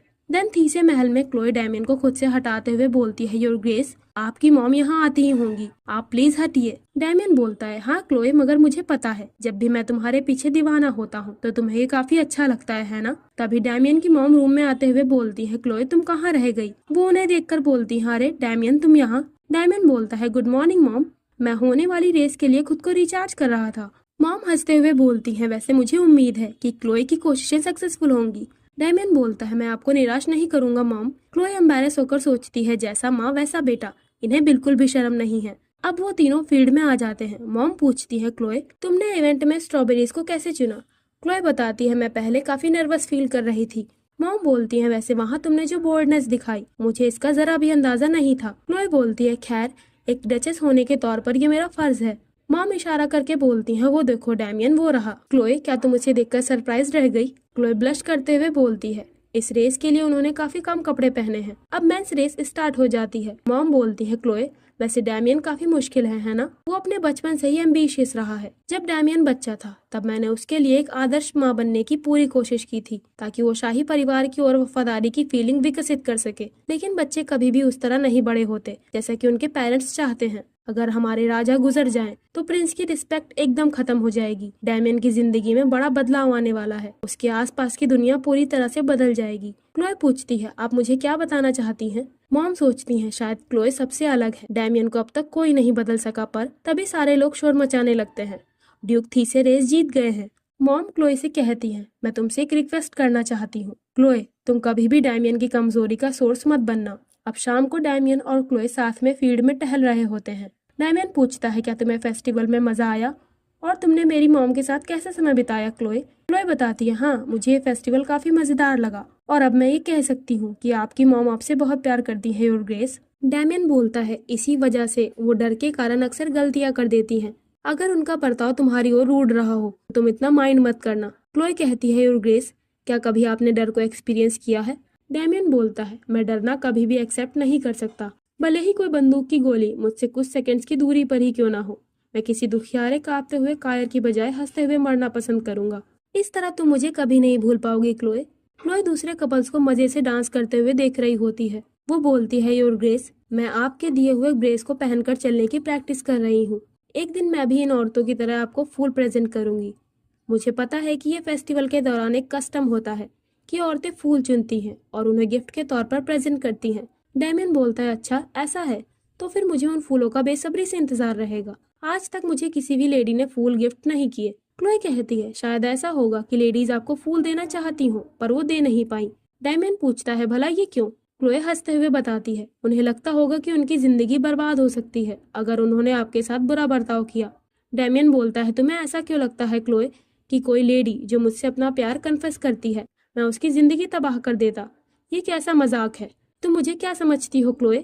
क्लोए सोचती है आखिर ये आदमी कौन है जिससे मैंने शादी की है। हमारी पहली मुलाकात पर ही मुझे ये यकीन हो गया था कि मैं दुनिया के सबसे घमंडी इंसान से मिली हूँ। हमारी पहली किस और शादी का प्रपोजल जो किसी धमकी से कम नहीं लग रहा था। मुझे पता नहीं कि जब से मैं तुमसे मिली हूँ डैमियन मेरी जिंदगी कितनी बार उलट चुकी है। मुझे इस बात से डर लगता है कि अगर मैं तुम्हारे साथ में हूँ तो मेरे रास्ते में और क्या क्या आ सकता है। लेकिन इसके बावजूद भी उसी वक्त वहाँ पर बारिश होने लगती है। क्लोए बोलती है योर ग्रेस मैं आपका हथियार बनना चाहती हूँ। आपकी मॉम ने मुझसे कहा है कि मैं कभी भी आपकी कमजोरी का जरिया ना बनने पाऊँ। डैमियन पूछता है क्या तुम मेरी कमजोरी बनना चाहती हो क्लोए? क्लोए बोलती है नहीं। डैमियन बोलता है एक हथियार? हाँ क्या तुम्हारा इरादा मेरे साथ जंग में शामिल होने का है क्लोए? क्लोए कहती है योर ग्रेस जिंदगी खुद में एक जंग है ना, खासकर मेरे जैसे इंसान के लिए। ये सुनकर डैमियन हैरान रह जाता है। ये वही बात होती है जो डैमियन ने क्लोए से पहली बार मिलने पर उससे कहा था। क्लोए बोलती है मुझे पता है कि आप हमेशा मेरे लिए लड़ेंगे, इसीलिए मैं आपकी मदद के लिए अपनी पूरी कोशिश करूंगी और ये ध्यान रखूंगी कि मैं आपकी कमजोरी ना बनने पाऊँ। तभी डैमियन क्लोए को किस कर लेता है। वो बोलता है तुम मुझे ये कहने दो क्लोए तुम कभी एक पल के लिए भी मेरी कमजोरी का कारण नहीं बनी और तुम कभी भी मेरी कमजोरी का कारण नहीं बन सकती चाहे जो हो। वो क्लोए के सामने झुककर उसे साथ में डांस करने के लिए इनवाइट करता है। फील्ड में खड़े लोग उन्हें देखने लगते हैं। क्लोए कहती है मैंने पहले कभी भी इतने सारे लोगों के सामने डांस नहीं किया है और साथ ही मुझे डांस करना नहीं आता। मुझे पता है कि सब लोग मुझे देखकर मेरा मजाक उड़ाने लगेंगे। डैमियन बोलता है क्लोए जब तक मैं तुम्हारे साथ में हूँ किसी की ये हिम्मत नहीं कि वो तुम्हारा मजाक बना सके। डैमियन पूछता है अब तुम्हें कैसे महसूस हो रहा है क्लोए? क्या तुम अब भी एम्बैरेस फील कर रही हो? क्लोए डांस करने की कोशिश करने लगती है पर उसके पैर लड़खड़ा जाते हैं। डैमियन पूछता है क्या तुम ठीक हो? क्लोए अपने जूते उतार देती है और नंगे पैरों से डांस करना शुरू कर देती है। वो दोनों साथ में डांस करने लगते हैं। क्लोए खुशी से झूमते हुए बोलती है डैमियन तुम्हारा शुक्रिया। डैमियन पूछता है पर वो किस लिए? क्लोए कहती है आपका मुझे डांस करने के लिए उकसाने के लिए शुक्रिया और मैं माफी चाहती हूँ कि उस दिन मैंने रोज कैसल में आपके डांस इनविटेशन को मना कर दिया था। डैमियन बोलता है माई वाइफ बारिश तेज हो गई है। वहाँ एक अटेंडेंट आकर बोलता है योर ग्रेस आपकी गाड़ी तैयार है। क्लोए डैमियन का हाथ पकड़कर रिक्वेस्ट करती है डैमियन मैं तुम्हारे साथ और डांस करना चाहती हूँ। डैमियन बोलता है ठीक है जैसी तुम्हारी मर्जी क्लोए। देन 3 महीने बाद क्लोए थीसे कैसल में होती है। क्लोए के चेकअप के लिए लेडी डॉक्टर आई होती है। डैमियन रूम के अंदर आ रहा होता है। क्लोए बोलती है, योर ग्रेस, मुझे आपको कुछ बताना है। तभी डैमियन अंदर आते हुए बोलता है, क्लोए, अब राजा इस दुनिया में नहीं रहे। इस खबर को अभी सीक्रेट रखा जा रहा है, लेकिन जल्द ही इसकी ऑफिशियल अनाउंसमेंट होगी। वैसे तुम मुझे क्या बताना चाह रही थी? लेडी डॉक्टर बोलती है, माय लॉर्ड, लेडी क्लोए जल्द ही माँ बनने वाली है। ये सुनकर डैमियन सरप्राइज हो जाता है। क्लोए खुशी से डैमियन की ओर देख रही होती है। अब अगले सीन में लॉर्ड वेइस और काउंट कॉर्मियर आपस में बात कर रहे होते हैं। कॉर्मियर बोलता है, मुझे यकीन नहीं हो रहा कि राजा अपनी आखिरी सांस तक जोहानिस को ही अपना वारिस बनाने पर अड़े रहे। वेइस बोलता है, ये सच है, पर ये ड्यूक थीसे है जो मुझे उलझन में डाले हुए हैं। प्रिंस जोहानिस के पागलपन का ब्यौरा पहले ही रेडवेल न्यूज़पेपर में छापा जा चुका है और सभी लोग प्रिंस को नजरअंदाज करने लगे हैं। कॉर्मियर पूछता है, आखिर ड्यूक थीसे किस बात से हिचकिचा रहे हैं? वेइस बोलता है, डचेस जल्द ही माँ बनने वाली हैं। अगर ड्यूक थीसे जल्दबाजी में कोई कदम उठाते हैं तो वो अकेले नहीं होंगे जिनकी जान खतरे में पड़ जाएगी। कॉर्मियर बोलता है, अगर वो अपनी पत्नी की सुरक्षा को लेकर परेशान है तो हम उन्हें और सुरक्षा दे सकते हैं, है ना? वेइस बोलता है, पर हमने पहले ही ये बात उनसे कह दी है। कॉर्मियर पूछता है, अच्छा, तो ड्यूक ने क्या जवाब दिया? वेइस बताता है, उन्होंने कहा कि जिन लोगों को शादी का कोई एक्सपीरियंस नहीं है उन्हें अपनी फालतू की सलाह अपने तक ही रखनी चाहिए। कॉर्मियर बोलता है, तुम इस बारे में सोचो वेइस। लेडी क्लोए के साथ उनकी शादी ड्यूक के उन प्लान्स में से एक था जिससे वो राज सिंहासन पर अपना कब्जा कर सके। उन्होंने लेडी क्लोए की छोटी बहन एलिस से कांटेक्ट करने के ऑर्डर्स दिए और बाद में उन्हें बुरी अफवाहों में फंसा दिया। हालांकि वो सच में भाग गई। वेइस बोलता है, पहले तो मुझे ये लगा कि ड्यूक ने गिरे हुए वर्डियर हाउस को चुना ताकि वो शाही परिवार का ध्यान खींच सके और वो अपने खदानों को सेव करने के लिए उन पर कब्जा कर सके। उन्होंने लेडी इजाबेला को इस्तेमाल किया ताकि ड्यूक एक आवारा अय्याश के रूप में खुद की छवि बना सके और इस तरह उन्होंने अपनी लाचार डचेस को अपनी पत्नी बना लिया। ये सब उन्होंने सिर्फ शाही जांच पड़ताल से बचने के लिए किया था। कॉर्मियर बोलता है, हमारे ड्यूक थीसे ने शादी से काफी पहले अपने जंग के दौरान ही वर्डियर स्टेट के जंगलों में सोने की खदान की खोज कर ली थी, लेकिन उन्होंने अब उसे उजागर किया है। तभी वेइस को अपने पीछे किसी के होने की आहट होती है। वो पीछे पलटकर बोलता है, क्या तुमने वो आवाज सुनी कॉर्मियर? कॉर्मियर कहता है, शायद वो कोई बिल्ली होगी। वो दोनों वहाँ से जाते हुए बोलते हैं, वैसे भी हमारे पास ड्यूक के ऑर्डर्स को मानने के अलावा कोई दूसरी चॉइस नहीं है। तो उनकी ये सारी बातें गिल्स छिपकर सुन लेता है। वो घबरा कर सोचता है, मैंने ये क्या सुन लिया? थीसे मेंशन में क्लोए बेबी के लिए सॉक्स बना रही होती है। मेड बोलती है, ये कितना प्यारा लग रहा है माय लेडी, साथ ही इसका रंग भी बहुत खूबसूरत है। क्लोए बोलती है, मैंने एक साधारण रंग चुना क्योंकि मैं नहीं जानती कि ये लड़का होगा या लड़की। मेड बोलती है, मुझे यकीन है, चाहे ये लड़का हो या लड़की, ड्यूक बहुत खुश होंगे, आखिर ये आपका पहला बच्चा है। ये सुनकर क्लोए उस पल को याद करती है जब उसने डैमियन को इस बारे में बताया था। डैमियन बोलता है, ये तुम्हारा पहला और आखिरी बच्चा होगा क्लोए। क्लोए बोलती है, लेकिन अगर मैं आपको बेटा नहीं दूंगी तो आपका कोई वारिस नहीं होगा। डैमियन सख्त आवाज में बोलता है, क्लोए, मुझे एक बात को दोबारा बोलना अच्छा नहीं लगता, समझी? क्लोए सोचती है, वो केवल एक ही बच्चा चाहते हैं, तो क्या वो इसको लेकर कॉन्फिडेंट है कि ये बच्चा लड़का ही होगा? वो मेड से पूछती है, ड्यूक राजधानी से कब वापस लौटेंगे? उन्हें गए हुए 15 दिन गुजर चुके हैं। खैर, इस समय वो काफी बिजी हैं। वहाँ एक अटेंडेंट आकर बताता है, माय लेडी, कोई आपसे मिलने आया है। ये हाउस थीसे के लॉयर लॉर्ड चेस्ली हैं। क्लोए लॉयर से मिलने जाती है। वो एक पेपर को पढ़कर बोलती है, क्या आप श्योर हैं कि योर ग्रेस ने खुद ये शब्द कहे हैं? लॉयर बोलता है, हाँ माय लेडी, मैंने बिना एक शब्द छोड़े उन्होंने जो बोला सब ईमानदारी से लिखा है। क्लोए बोलती है, वो जेंडर की परवाह किए बिना अपने पहले बच्चे को थीसे खानदान का नाम और एक ड्यूक की पोस्ट देना चाहते हैं, लेकिन हमारे राज के कानून के तहत ये करना सही नहीं। लॉयर बोलता है, योर ग्रेस ने हमेशा हमारे राज के तहत कानूनों पर ऐतराज किया है और माय लेडी, जैसा कि आपको पता ही है, ड्यूक हमेशा ही अपनी पक्की जबान के लिए जाने जाते हैं। वो हर बार अपनी बात को पूरा करते हैं। वो कहती है, हाँ मुझे ये पता है। वो एक ऐसे इंसान है जो अपने बच्चे जिसके नाम से थी से जुड़ा है, उसे अपनी जिंदगी में कुछ भी छोड़ना ना पड़े, इसे पक्का करने के लिए वो किसी भी कानून की हद तक जा सकते हैं। लॉयर क्लोए को एक लेटर और नेकलेस देकर बोलता है, उन्होंने मुझे ये आपको देने को बोला है माय लेडी। क्लोए डैमियन का भेजा हुआ लेटर पढ़ती है। डैमियन ने लिखा होता है, my dear duchess Chloe one थीसे, मैं चाहता हूँ कि तुम राजधानी स्वान आने की तैयारियां शुरू कर दो। मैंने अगले वसंत तक अपने बच्चे के जन्म का इंतजार करने का प्लान किया था, पर मुझे तुम्हें देखने की काफी इच्छा है। आशा है मैं तुमसे जल्द से जल्द मिलूंगा। तुम्हारा डैमियन। डैमियन के भेजे गए नेकलेस में उसकी और क्लोए की तस्वीर होती है। क्लोए ये लेटर पढ़कर बहुत खुश हो जाती है। शाम के समय मेड उसे देखकर बोलती है, माय लेडी, जब से आपको ड्यूक का लेटर मिला है तब से आप बहुत खुश लग रही हैं। क्लोए कहती है, अच्छा क्या ऐसा है? मेड बोलती है, हाँ, आप पहले से कहीं ज्यादा शांत दिख रही हैं। क्लोए सोचती है, मुझे ये चिंता थी कि ड्यूक ये बेबी नहीं चाहते, पर मेरी ये चिंता बेकार थी। मेड कहती है, माय लेडी, अगर आप कैसल रोज जाएंगी तो मैं भी आपके साथ चलूंगी। So for additional information, Castle Rose वही जगह है जहां डैमियन ने 3 सालों बाद क्लोए और एलिस को पार्टी में इनवाइट किया था।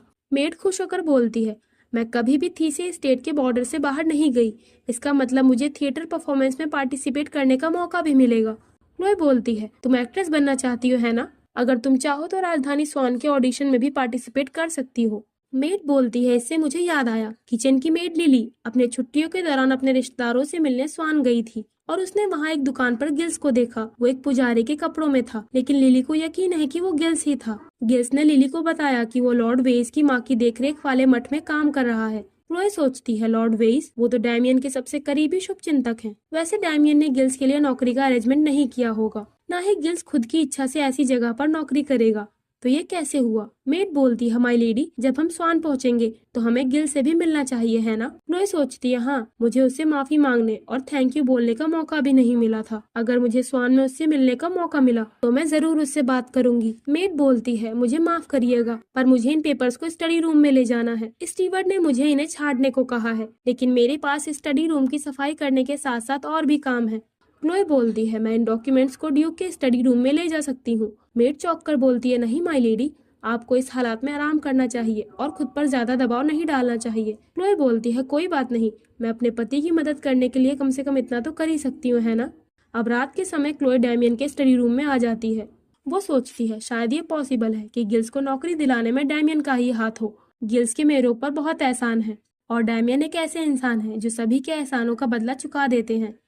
इसके अलावा ये मेरी और ड्यूक के प्यार की वजह से भी हो सकता है। वो डैमियन की फोटो को टच करके बोलती है, मैं तुम्हें बहुत मिस कर रही हूँ डैमियन। तभी वहाँ उसे दीवार पर लटका हुआ एक धागा दिखाई देता है। क्लोए उस धागे को खींचती है, तभी डैमियन के फोटो के पीछे से एक सीक्रेट अलमारी खुल जाती है और उसमें कई सारे डॉक्यूमेंट्स रखे होते हैं। क्लोए सोचती है, क्या ये एक सीक्रेट तिजोरी है? वैसे डैमियन मुझे ऐसे व्यक्ति नहीं लगते जो कुछ भी छिपाते हो। वो मन में कहती है, चलो मैं एक नजर देख ही लेती हूँ। क्लोए उन कागजों को देखकर सोचती है, ये सभी डॉक्यूमेंट्स उनके बिजनेस से जुड़े हैं, तो आखिर उन्होंने इन कागजों को इस सीक्रेट जगह पर क्यों छिपाया है और यहाँ पर वर्डियर एस्टेट का नक्शा क्यों है? क्लोए उन पेपर्स को पढ़ने लगती है। उनमें लिखा होता है, योर ग्रेस, यहाँ पर रेत के साथ सोना मिला है। मुझे यकीन है कि इसका सोर्स जरूर वर्डियर एस्टेट में स्थित एक खदान है। अगर लॉर्ड वर्डियर की दूसरी बेटी एलिस को ढंग का साथी नहीं मिला तो वर्डियर स्टेट भारी कर्ज के चलते तबाह हो जाएगा। ये सारे डॉक्यूमेंट्स 3 साल पुराने होते हैं। क्लोई इन्हें पढ़कर शॉक्ड हो जाती है। कुछ दूसरे लेटर्स में लिखा होता है, लॉर्ड वर्डियर की सबसे बड़ी बेटी को मेडिसिन के बारे में काफी जानकारी है और वो सर्वेंट्स का अरेंजमेंट करने में भी काफी काबिल है। अपने एक पैर से लाचारी के चलते उसने बहुत पहले ही शादी करने का ख्याल छोड़ दिया है। तो इस तरह क्लोई उन डॉक्यूमेंट्स को पढ़ लेती है और उसे एक बड़ा सा झटका लगता है। उसे डैमियन की सारी साजिशों और उसके काले कारनामों के बारे में पता चल जाता है। तभी दरवाजे पर दस्तक होती है। डैमियन वहाँ पर आ जाता है। बारिश के कारण वो पूरी तरह से भीगा होता है। वो बोलता है, माय वाइफ, मुझे तुम्हारा चेहरा देखने की बहुत इच्छा हो रही थी, इसीलिए मैं आखिरी ट्रेन पकड़कर थीसे स्टेट वापस आ गया। क्लोई उसकी ओर देखती है। उसकी आंखों से लगातार आंसू बह रहे होते हैं।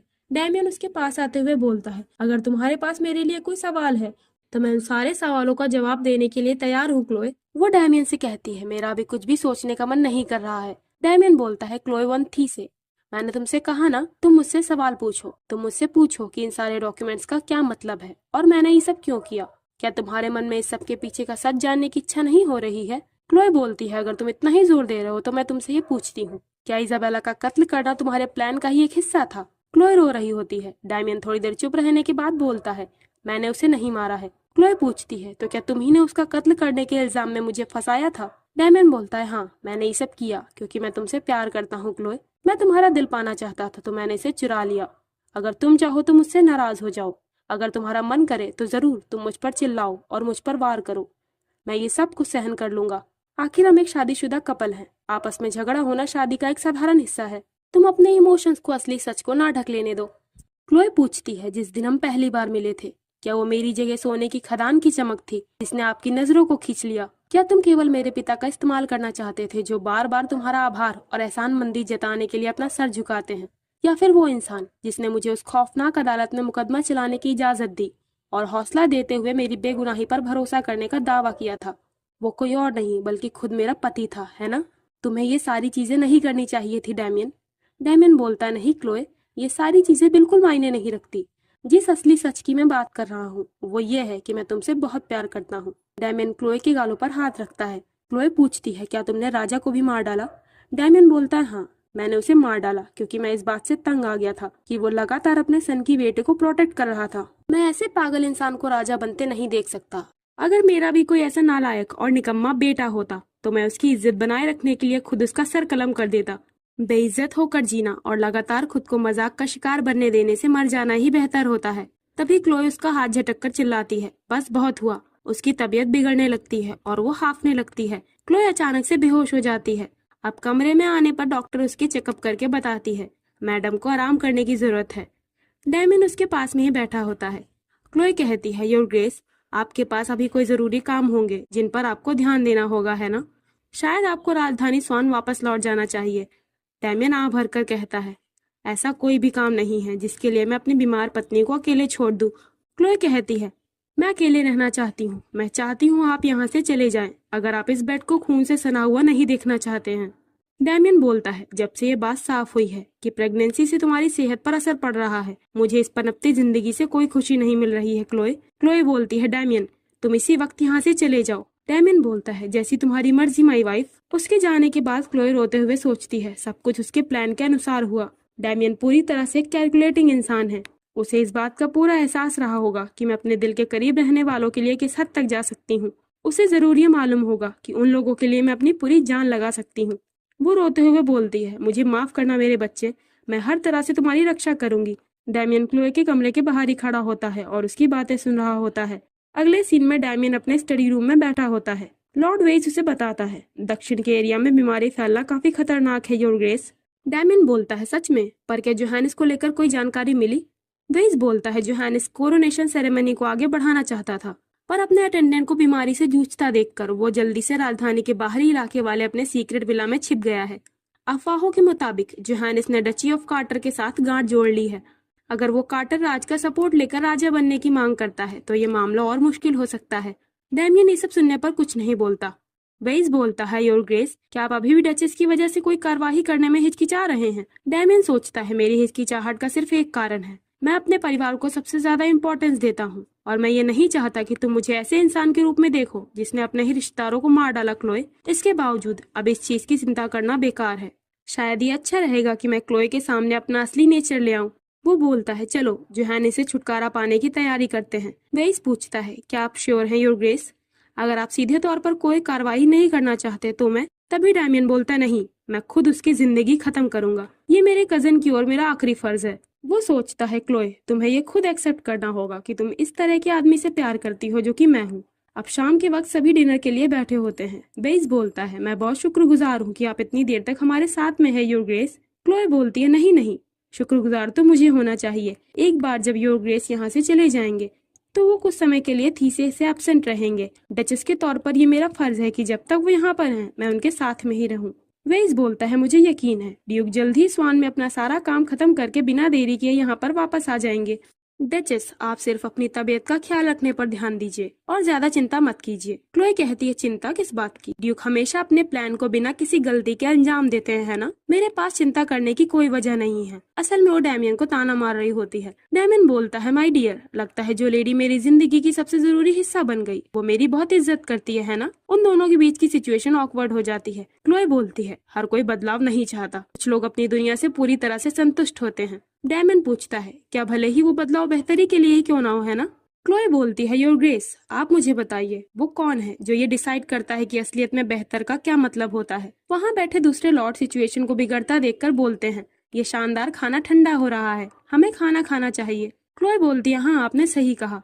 अचानक उसकी तबीयत खराब होने लगती है। डैमियन पूछता है, क्लोई तुम ठीक नहीं लग रही। क्लोई खड़ी होकर बोलती है, माफ कीजिएगा पर मुझे यहाँ से चलना चाहिए। तभी वो अचानक से वहीं गिरकर बेहोश हो जाती है। डैमियन पूछता है, क्लोई क्या हुआ? तुम मुझे जवाब दो। क्लोई काफी दर्द में लग रही होती है। अब चेकअप करने के बाद डॉक्टर बताते हैं, फिलहाल अभी इस बीमारी का कोई पक्का इलाज नहीं है। हमें ये दुआ करनी चाहिए कि हमारी डचेस इस बीमारी से लड़ पाए। डैमियन पूछता है, क्या कोई ऐसी दवा नहीं है जिससे इस बीमारी के लक्षणों में सुधार हो सके?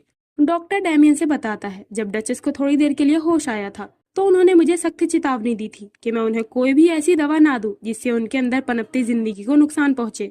डचेस को मेडिसिन की अच्छी जानकारी है और वो इस बात को भी जानती थी, इसीलिए ड्यूक थी से मैं कोई ऐसा इलाज नहीं कर सकता जिसे बीमार इंसान ने खुद साफ तौर पर मना किया हो। डैमियन की मॉम बोलती है, डैमियन क्लोए बच्चे की जिंदगी को खुद से ज्यादा इंपॉर्टेंस दे रही है। क्या तुम अब भी ये बात नहीं समझ पाए? डैमियन कहता है, मैं ऐसी किसी बेकार की चिंता की वजह से अपनी पत्नी को हमेशा के लिए खोने का इरादा नहीं रखता। वो चिल्लाकर बोलता है, अभी इसी वक्त वो दवा लेकर आओ, जल्दी। अब रात के वक्त क्लोए को होश आता है। डैमियन उसका हाथ पकड़ के बगल में ही बैठा होता है। क्लोए धीमी आवाज में बोलती है, डैमियन। डैमियन पूछता है, अब तुम्हें कैसा फील हो रहा है? क्लोए बताती है, मुझे मेरी माँ का सपना आया। अब तक मैंने केवल उनकी आवाज सुनी थी, पर इस बार मैंने उन्हें देखा। मैं बहुत खुश हूँ। उन्होंने मुझे नदी के पास तोड़े हुए मुट्ठी भर फूल दिए। वो ठीक ऐसा ही करती थी जब मैं बच्ची थी। वो फूल नीले थे, बिल्कुल तुम्हारी आंखों की तरह डैमियन। मैं ये सोच रही हूँ कि हमारे बच्चे की आंखें तुम्हारी तरह होंगी या फिर मेरी तरह। शायद मेरी माँ इसी बारे में कुछ बताना चाह रही हो। डैमियन उसे सहारा देते हुए बोलता है, इसका पता लगाने के लिए पहले तुम्हें ठीक होना होगा क्लोए। वो बोलता है, तुम्हें इसे पीना होगा। क्लोए उसे पीने से मना कर देती है। डैमियन बोलता है, मैं तुम्हें इसे पीने के लिए मजबूर नहीं करना चाहता, लेकिन अगर तुम फिर से मना करोगी तो मेरे पास कोई दूसरा चारा नहीं बचेगा। अगर तुमने ये दवा नहीं पी तो कुछ भी सही नहीं होगा। क्लोए चिल्लाकर बोलती है, मैंने कहा ना, मैं इसे नहीं पी सकती। डैमियन बोलता है, अगर तुम ये नहीं पियोगी तो तुम्हें नहीं बचाया जा सकेगा क्लोए। तुम इतना परेशान मत हो, इससे उसे कोई नुकसान नहीं पहुंचेगा। तुम मुझ पर भरोसा करो। थीसे खानदान के बच्चे को कुछ भी नहीं होगा। क्लोए रोने लगती है। डैमियन उसे वो पिला देता है। वो सोचता है, मैं तुम्हारे सारे दुख निगल लूंगा और मैं ये ध्यान रखूंगा कि तुम्हें इतनी खुशी मिले कि तुम अपना सारा दर्द भूल जाओ। तो इसीलिए क्लोए, तुम्हें जीना होगा, तुम्हें मेरे लिए जीना होगा। अब कुछ दिनों के बाद मॉम मेड से क्लोए के हालत के बारे में पूछती है। मेड बताती है, होश में आने के बाद से वो अपनी कढ़ाई के काम में खोई खोई सी लगती है। मॉम बोलती है, ये क्लोए का ध्यान बटाने का एकमात्र तरीका होगा। मेड बोलती है, पर अब वो काफी शांत रहने लगी है। ये बात परेशान करने वाली है। मॉम कहती है, उसका शांत बाहरी रूप तो बस एक दिखावटी मुखौटा है। वो अपने पहले बच्चे को खोने का दर्द कैसे भूल सकती है? मैं तो बस यही प्रार्थना कर सकती हूँ कि भगवान क्लोए और डैमियन को एक और मौका दे दे। तो इस तरह क्लोए का बच्चा इस दुनिया से अलविदा कह देता है। थीसे स्टेट में सर्दियों का मौसम आ चुका होता है। क्लोए खिड़की के पास खड़ी होती है, तभी डैमियन पीछे से आकर उसे गले लगा लेता है। वो बोलता है, क्लोए, जब तुम पूरी तरह से ठीक हो जाओगी तो हम साथ में राजधानी स्वान चलेंगे। क्लोए कहती है, जब मैं यहाँ पहली बार आई तब यहाँ सर्दियों का मौसम था और ऐसा लगता है जब मैं ये जगह छोड़ूंगी तो भी सर्दियाँ ही रहेंगी। मैं हमेशा इस जगह को ठंडेपन के लिए याद रखूंगी। डैमियन बोलता है, पर तुमने तो थीसे में 4 सीजन्स को एक्सपीरियंस किया है, फिर भी लगता है सर्दी ने तुम पर गहरी छाप छोड़ी है। क्लोए बोलती है, हाँ, असल में मुझे ये ठंड कभी ना खत्म होने वाली लग रही है। डैमियन कहता है, राजधानी स्वान में सर्दियाँ इतनी लंबी नहीं होती हैं। वहाँ गर्मी के मौसम से तुम्हारा मन अच्छा हो जाएगा। क्लोए बोलती है, जब हम स्वान पहुँचेंगे तो मैं तलाक के कागजात बनवाना चाहूंगी योर ग्रेस। ये सुनकर डैमियन शॉक्ड हो जाता है। वो हैरान होकर कहता है, क्या? क्लोए बोलती है, मैं आपसे डिवोर्स चाहती हूँ योर ग्रेस। डैमियन बोलता है, तुम्हें हमारे तलाक का मुद्दा उठाने का हक किसने दिया? क्लोए कहती है, मुझे अच्छी तरह से याद है, आप ही ने मुझसे ये कहा था कि हमारे सिर्फ एक ही बच्चा होगा, दूसरा नहीं। तो क्योंकि अब आपके पास कोई वारिस नहीं है तो मैंने सोचा कि आप डिवोर्स लेना चाहते होंगे, है ना? डैमियन हिचकिचाकर बोलता है, क्लोए वन थीसे, तुम? क्लोए चिल्लाती है, तुम मुझे इस नाम से मत पुकारो। तुमने मुझे बहुत बड़ा धोखा दिया है। तुमने ही हमारे बच्चे की जिंदगी को खतरे में डाला था। मुझे वो कभी नहीं पीना चाहिए था। क्लोए जोर जोर से रोने लगती है। डैमियन बोलता है, क्लोए, अगर तुमने वो ना पिया होता तो तुम जिंदा ही ना बचती। क्लोए कहती है, तो फिर तुम्हें मुझे मरने देना चाहिए था। मेरा बच्चा ही एकमात्र सच का टुकड़ा था जिस पर मैं भरोसा कर सकती थी, ऐसी जगह पर जहाँ पर सब कुछ झूठ है। डैमियन कहता है, मैंने ये सिर्फ तुम्हारी जान बचाने के लिए किया था, क्योंकि मैं तुमसे बहुत प्यार करता हूँ। तुम्हें अपना बनाने के लिए मैंने जो कुछ भी कोशिशें की, उस सब के बाद तुम इतनी जल्दी मुझे नहीं छोड़ सकती माई वाइफ। क्लोए बोलती है, तुम्हारे जैसे इंसान को प्यार के बारे में बोलने का कोई हक नहीं है। डैमियन कहता है, नहीं क्लोए, तुम्हें मेरी फीलिंग्स के बारे में अंदाजा लगाने का कोई हक नहीं है। ये तुम्हें प्यार करने का मेरा अपना तरीका है क्लोए वन थी से। क्लोए कहती है, मैंने कभी भी ऐसा प्यार पाने की इच्छा नहीं की थी। डैमियन बोलता है, क्या तुम सच कह रही हो? क्या तुम ये यकीन से कह सकती हो कि मैंने तुम्हारे मन और आत्मा पर कब्जा नहीं किया है? क्लोए बोलती है, हाँ, तुमने किया है, लेकिन तभी तक जब उस रात मुझे तुम्हारे घिनौने राज का पता नहीं चल गया। डैमियन बोलता है, तुम पागल मत बनो क्लोए, वो कागजात ज्यादा जरूरी नहीं थे। अगर वो जरूरी होते तो जिस पल तुमने मुझसे अपने प्यार का इजहार किया था उसी वक्त मैं उन्हें राख में बदल देता। देखो, मैं कितना बेवकूफ था। मुझे तुम्हें यहाँ अकेले छोड़ना ही नहीं चाहिए था। मैं मानता हूँ ये मेरी गलती है, इसलिए तलाक का मेरी जिंदगी में कोई हिस्सा नहीं होगा। ये बात तुम पर भी लागू होती है। मुझे पता है कि तुम मुझसे बहुत प्यार करती हो my wife. Chloe, I love you. वो क्लोए को किस कर लेता है।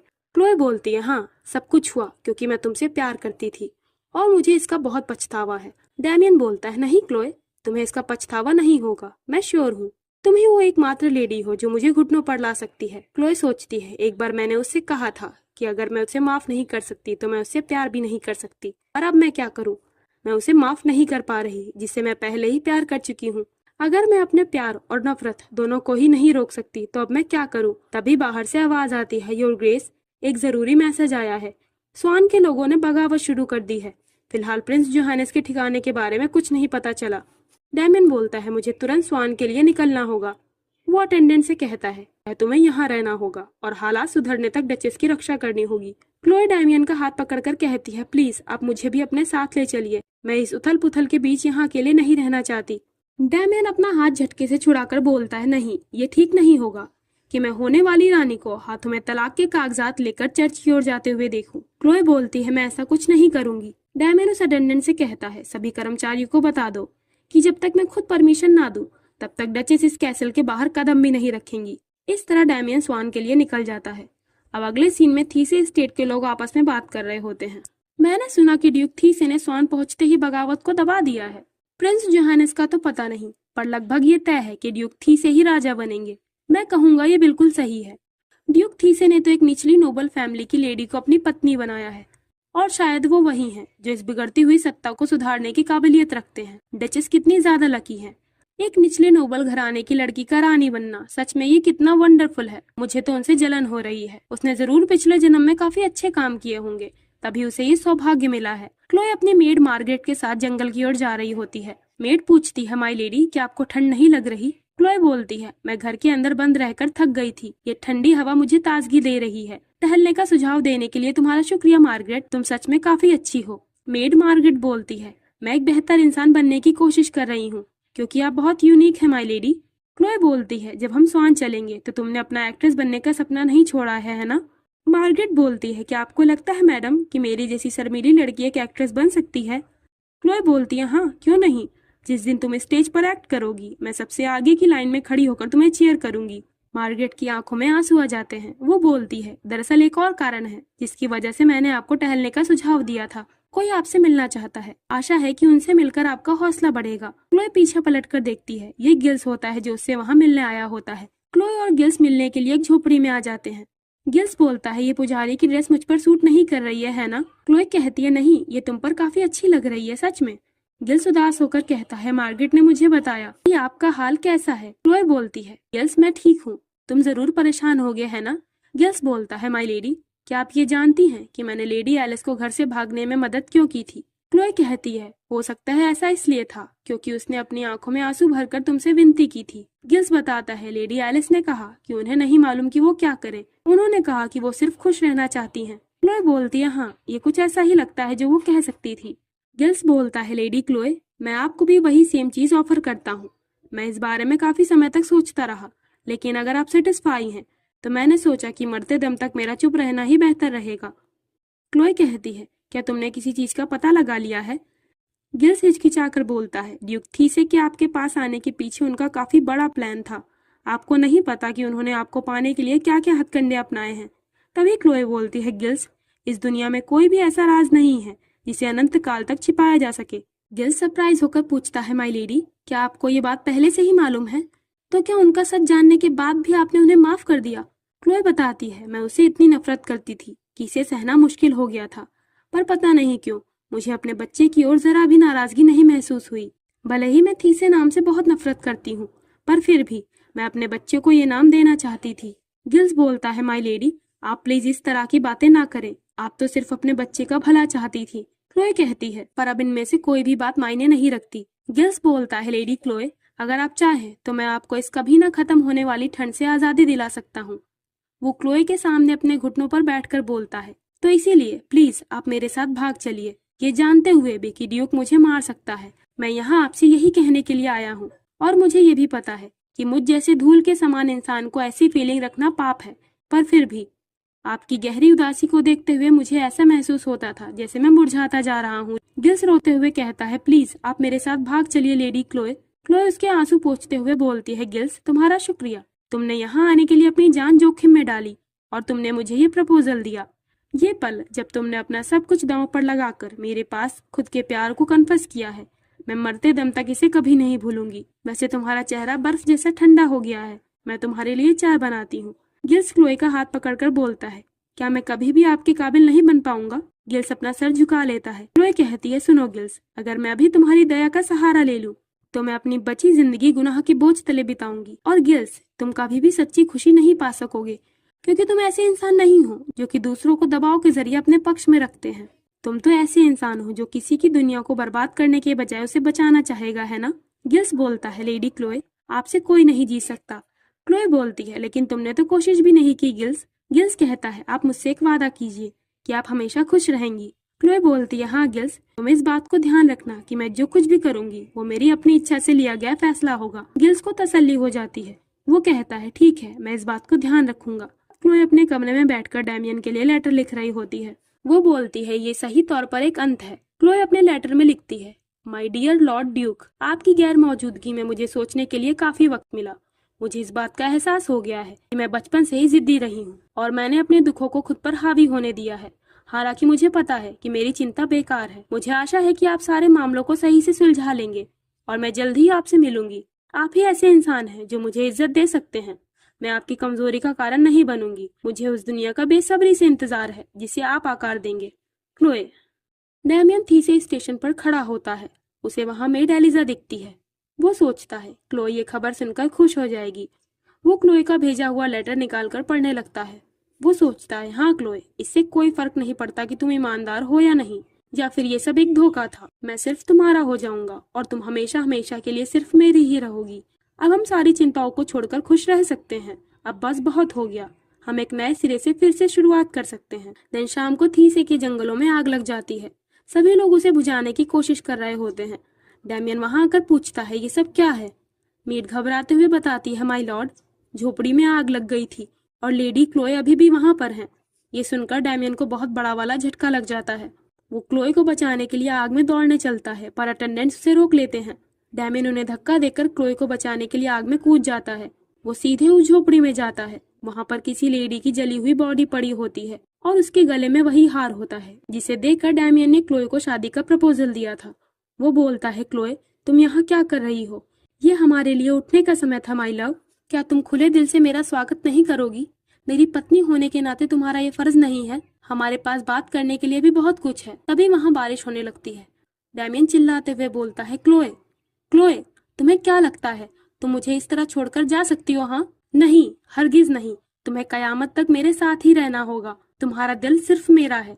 तुमने ही मुझे ये दिया था, है ना?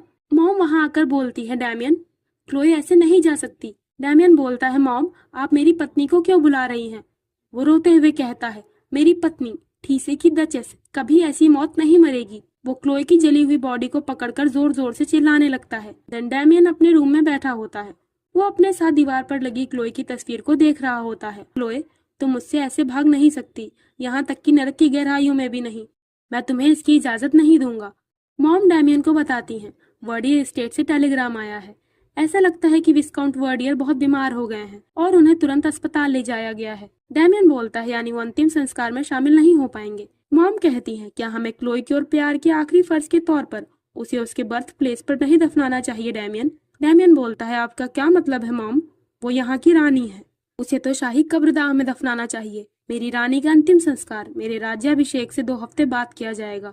मैं स्वान वापस जा रहा हूँ। यहाँ के मामलों को निपटाने के बाद आप मेरे साथ शाही महल में आ सकती हैं। ये कहकर डैमियन वहाँ से चला जाता है। मॉम क्लोए की तस्वीर को देखकर सोचती है, क्लोए, क्या डैमियन ने तुम्हारा हाथ इतनी कसकर पकड़ लिया था कि तुम्हें चोट लग गई और तुम चली गई? तो जिस दिन थीसे के जंगलों में आग लगी थी, डैमियन थीसे स्टेशन पर ही था। उसी दिन एलिजा की मदद से क्लोए ने चुपके से विंसबरी जाने वाली ट्रेन पकड़ ली थी, यानी वो मरी नहीं है। क्लोए थीसे को छोड़कर जाते वक्त सोचती है, डैमियन, तुम हार गए। मैं आशा करती हूँ कि तुम्हें मेरा प्रेजेंट अच्छा लगेगा। तुम जिस परफेक्ट दुनिया को बना रहे हो उसमें मेरी गैर मौजूदगी तुम पर कोई फर्क नहीं डालेगी, है ना? तो इस तरह क्लोए ने डैमियन को चकमा दे दिया होता है और वो अपने मौत के जाल में डैमियन को फंसाकर थीसे से चली गई होती है। जाड़े के बाद वसंत गुजर जाता है और दोबारा गर्मियां आ जाती हैं। तो राजा के मरने के बाद डैमियन अर्नेस्ट वन थीसे स्वेटन देश का राजा बन जाता है। उसने प्रतिज्ञा की कि वो अपनी देश की प्रगति के लिए अपनी जान लगा देगा। इसी दौरान प्रिंस जोहानिस को पकड़ने के लिए एक बड़ा इनाम रखा गया। इस तरह देश में थीसे राजवंश का शासन शुरू हो गया। लॉर्ड वेइस डैमियन से कहता है, आपको क्या लगता है, क्या जोहानिस ने डची ऑफ कार्टर में पनाह ली होगी? डैमियन बोलता है, बेशक, वो खुद से बच निकलने के काबिल नहीं है। वेइस बताता है, लोग कहते हैं कि डची ऑफ कार्टर का नया राजा भी एक पागल आदमी है। उसने अपने साथी को केवल इसलिए गोली मार दी क्योंकि उसने उसकी लवर की बेइज्जती की थी।